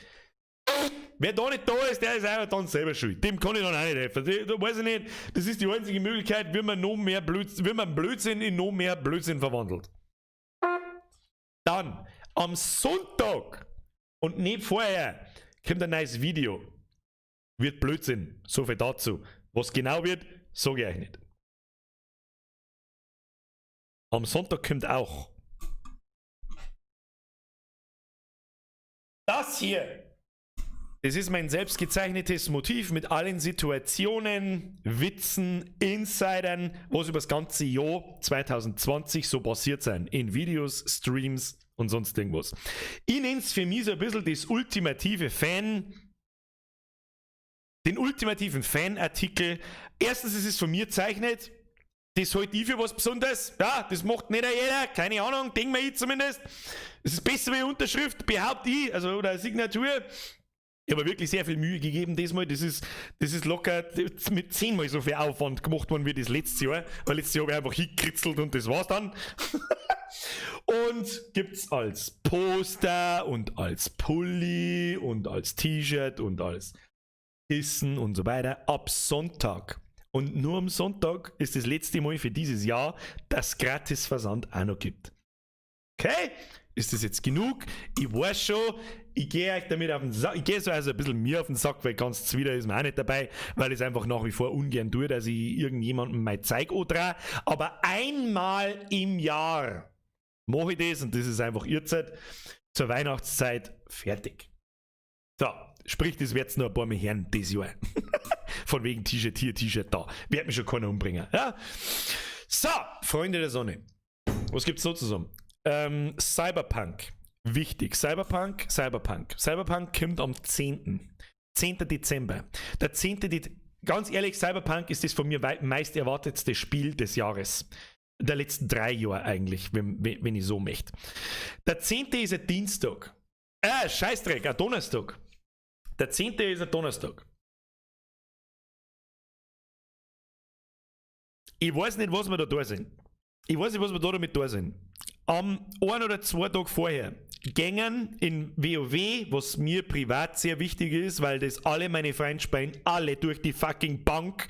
Und das ist einfach so ein Event alle 2 Jahre mal, wo alle da sind, die sonst weniger oft oder manchmal sogar nie da sind. Und das geht 2 Tage vorher an. Ich wollte eigentlich für Cyberpunk einen Special Stream fürs ganze Wochenende einhauen. Das habe ich aber angekündigt, als ich noch nicht wusste, dass WoW verschoben wird und so spät kommt. Für mich war WoW nämlich schon wieder vorbei, wenn das schon wieder seit 2 Wochen laufen hat. Dann darf ich an dem Wochenende sagen, okay, drauf geschissen, wir spielen Cyberpunk von 8 bis Open End. Und zwar am Donnerstag, am Freitag und am Samstag. Weil da auch 2 Stunden nichts sind wahrscheinlich. Und das wird auch keine Blödelei, wie das sonst oft ist, herin, sondern das wird einfach so wie es Spain hat, als da das Privatspain. Das ist meine eigene Unterhaltung. Diesmal mehr als eine Unterhaltung. So. Jetzt kommt langsam das, was der Sprengi gerade schreibt. Cyberpunk kann dem Hype nicht mehr gerecht werden. Das ist richtig. Das glaube ich langsam auch. Darum wird es sich darauf hinauslaufen, dass am 10. Dezember ein Stream ist. Um 8 Uhr, ganz normal, aber am Donnerstag und nicht am Mittwoch. Okay? Kriegen wir das hin, dass die Leute das mitkriegen? Werde ich dann natürlich in den Ankündigungschannel in meinem Discord hauen. Wer mein Discord noch nicht kennt, Link ist in der Beschreibung. So werden wir das wahrscheinlich machen. Und dann werden wir am Montag streamen. Ja, ganz normal weiter da. Weil ich am Wochenende einfach privat etwas anderes spielen möchte. Ganz einfach. Wenn sich Leute immer tothypen lassen von irgendwelchen Medien, kein Wunder, wieso jeder dann rumholt. Ja, was heißt rumholen? Rumholen kann auch noch keiner, weil noch keiner weiß, wie gut das Spiel wirklich ist. Ich glaube, dass es wirklich brutal gut wird, dass es wirklich ein extrem gutes Spiel wird, aber so wie das halt gehypt wird, was erwarten die Leute. Ich erwarte ein sehr gutes Spiel, aber das war's dann. Ja? Und ich glaube, dass ich fühle mich nicht wie heißt das denn? CD Projekt Red nicht verarscht. Ja, sollen sie es ruhig verschirmen, so ist sie cool, aber ich erwarte einfach für meine 60 Euro ein RPG, das mit allen Wassern gewaschen ist, ja, auf das ich richtig Bock habe und in dem ich mich richtig verlieren kann. So. Aus. Und die Streamer am Donnerstag, wenn es rauskommt, an dem Donnerstagabend. Ich kann mir auch gut vorstellen, dass sich viele von euch nicht spoilern lassen wollen und gar nicht dabei sein werden. Es war auch nicht schlimm, um Gottes Willen. Ich habe nämlich auch schon lange überlegt, ob ich es überhaupt stream, weil ich es eben privat spielen möchte. In Ruhe und das Spiel einfach zu 100% genießen möchte. Aus. Birger, wie läuft das eigentlich mit Cyberpunk Streamer, wenn es voll unzensiert kommt? Die haben sogar einen Streamer-Mode eingebaut für die Musik. Dann werden sie ja denen, wo an Pimmel und Titten und sonst irgendwas denkt haben. Naja. Steam oder Epic? Ich kaufe meine Sachen, wenn es auf Steam gibt, auf Steam. Und wenn es gibt, über MMOGA. Muss ich auch dazu sagen. Sonst hätte ich den Referrer-Link da unten nicht. Könnt ihr gerne ihr eine Spiele drüber kaufen, kriegt noch mit 3% Rabatt. Sie sind meistens günstiger und ich hab was davon. Ich krieg einen Teil davon, kostet aber euch dadurch nicht mehr. Gehört auch ab und zu mal wieder gesagt. Sonst hätte ich den da unten nicht. Ich kaufe fast alle meine Spiele über MMOGA. Hat noch nie was gefällt, noch nie. So. Mit oder ohne Raytracing? Mit Raytracing. Der Two-Face schreibt, will's gar nicht mehr spielen, tot gehypt. Das ist auch die falsche Haltung. Das ist eine Trotzhaltung. Alle finden es geil, ich finde es automatisch scheiße, ich spiele es gar nicht. Das ist auch falsch. Versammst du was, tu es nicht. Spiel es einfach, geh ohne Erwartungen heran, Ding, wird sicher ein geiles Spiel, spiel mal, schauen wir, wie es wird. Tipp von Dosen, Tipp. Sei das Vergundbürger, Filzenbob, was sei wir vergund? Weiß ich nicht. Donnerstag, check, 10.12. check, 20 Uhr, check, wir werden da sein, ich glaube auch. Also ich bin auf alle Fälle da. Ich sag das sowieso ab jetzt in jedem Stream am Schluss und am Anfang und überhaupt und sowieso. So, nächste Woche, Montag. Call of Duty, Zombie Mod Stream, Special Guest, Vollgerät. Was wir am Mittwoch deren? Weiß ich noch nicht. Das überlege ich mir dann. Vielleicht spielen wir nochmal Rimworld. Wer hat Bock auf Rimworld? Wer hat nochmal Bock auf eine zweite Runde Rimworld? Ja, nur ein paar mehr Menschen zu einer Jacken verarbeiten und essen und was weiß ich. Ist halt gemütlich. Und es schauen aber, also hat ja bei Weitem nicht so eine Reichweite wie andere Spiele, ja. Das hat man heute auch gesehen. Also, in Anführungsstrichen nur 400-500 Leute auf YouTube waren wir schon lang nicht mehr. Also waren wir schon extrem lang nicht mehr, Alter. Ist aber auch nicht schlimm, um Gottes Willen. Das schaut gar nicht. Irgendwann gewohne ich mich an 2000 und hab dann keinen Bock mehr, wenn bloß nur 500 zuschauen. Ja, genau so läuft's nämlich. Kenn mich schon. Herr Löwe, muss ich mir da was runterladen, programmmäßig, wenn ich was bei MMOGA ankaufe? Merci für den Zwickel. Nein, um Gottes Willen. In der Regel läuft bei MMOGA das so, ich meine, das ist jetzt Werbung, ja, das muss ich dazu sagen wahrscheinlich, das ist jetzt Werbung, was ich da gerade mache, obwohl ich es eigentlich nicht mag. Aber eigentlich auch schon natürlich, weil ich ja auch was davon habe. Da brauche ich nicht rundum liegen. Und ihr habt auch was davon, nämlich günstigere Spiele. Da kosten neue Spiele, die wo normalerweise 60 Euro kosten, oft gerne mal 40, 50 Euro bloß. Du kaufst ganz normal, du zahlst bei PayPal, gibt es sämtliche Zahlungsmöglichkeiten, bla. Dann wartest du am Schluss, wenn du zahlt hast, dann dreht sich da ein Radl. Das dauert 30 Sekunden, 60 Sekunden. Und dann steht ein Key dort, für was du so gekauft hast, für Steam oder für Origin oder für Epic oder für Uplay oder für egal was für einen Launcher. Mittlerweile hat ja jeder seinen eigenen. Und dann kriegst du den Key, den kopierst, den tust du in Steam aktivieren und dann hast du das Spiel. Und dann hast du es in deiner Steam-Bibliothek und fertig. Und du kriegst ihn nur zusätzlich per Mail natürlich geschickt und so weiter und so fort. Also, ich habe noch nie Probleme gehabt. Es hat noch nicht einmal Probleme gehabt mit diesen Reseller-Keys, noch nicht einmal. Und wieso soll ich die 60 Euro für einen Titel ausgeben, wenn ich ihn für 40 kriege? Ja? Das einzige Mal, wo ich das vielleicht, es gibt absolute Ausnahmen, wo ich das nicht tue, weil ich möchte, dass der Spielehersteller und Entwickler mehr Geld von mir kriegt. Das ist wahrscheinlich bei Cyberpunk, weil wegen dem Witcher schon zumindest einmal, beim Witcher und bei Skyrim. Das glaube ich sind so die einzigen Spiele, die ich immer regulär gekauft habe, ohne dass ich das über MMOGA gemacht habe. Glaube ich. Und Rimworld. Rimworld auch, weil das glaube ich ist auf MMOGA sogar teurer wie auf Steam. Ich bin mir nicht sicher. Autandy, merci für dein Drilling. Bei Rimworld, wie gut muss da der PC sein? Boah,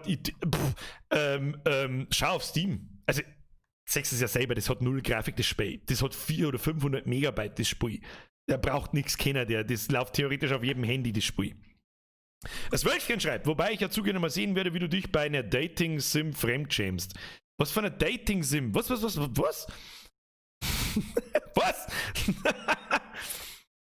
Was, man kann mit dem Spiel auch Pornos dran. Jetzt wird's fragwürdig. Ah, egal jetzt. Leute, jetzt ist er Ruhe. Ich muss jetzt WoW Inis laufen. Das hilft uns alles nichts. Leute, vielen Dank fürs Zuschauen. Ich hoffe, Sie hatten Spaß. Ich hatte Spaß. Warum? Weil ich Rimworld liebe. Wir sehen uns aller spätestens am Sonntag, Nachmittag um 1, 2 kommt das neue Video, da ist auch die kleine Danksagung natürlich auch mit drin und es ist absoluter Blödsinn, genauso wie wir das Jahr angefangen haben mit How to Schnackseln, so endet das Jahr mit genauso viel Blödsinn. Und ansonsten, Daddy, Song, singen wir uns am Sonntag. T-Shirt nicht vergessen zum 100. Mal. Poster nicht vergessen zum 100. Mal. Kauf meinen Scheiß, weil ich gleich keiner Wichser bin. Und jetzt Schnauze halten. Merci fürs Zuschauen. Wir sehen uns dann live nächsten Montag um 20 Uhr mit dem Vollgerät und Call of Duty Zombie Mode. Jetzt schleicht euch davor. Es war mir eine Ehre. Vielen Dank für die ganzen Donations. Waren nicht Mitglieder dabei? Ich weiß nicht. Merci an alle neuen Mitglieder. Special merci an alle bestehenden Mitglieder. Vielen, vielen lieben Dank. Das bedeutet mir sehr, sehr viel und ich hoffe, ihr wisst es mittlerweile auch. Press F für die Moderatoren und jetzt Bussi aufs Bauchi. Wir sehen uns Sonntag und Montag. Hat sich eine habe ich dir.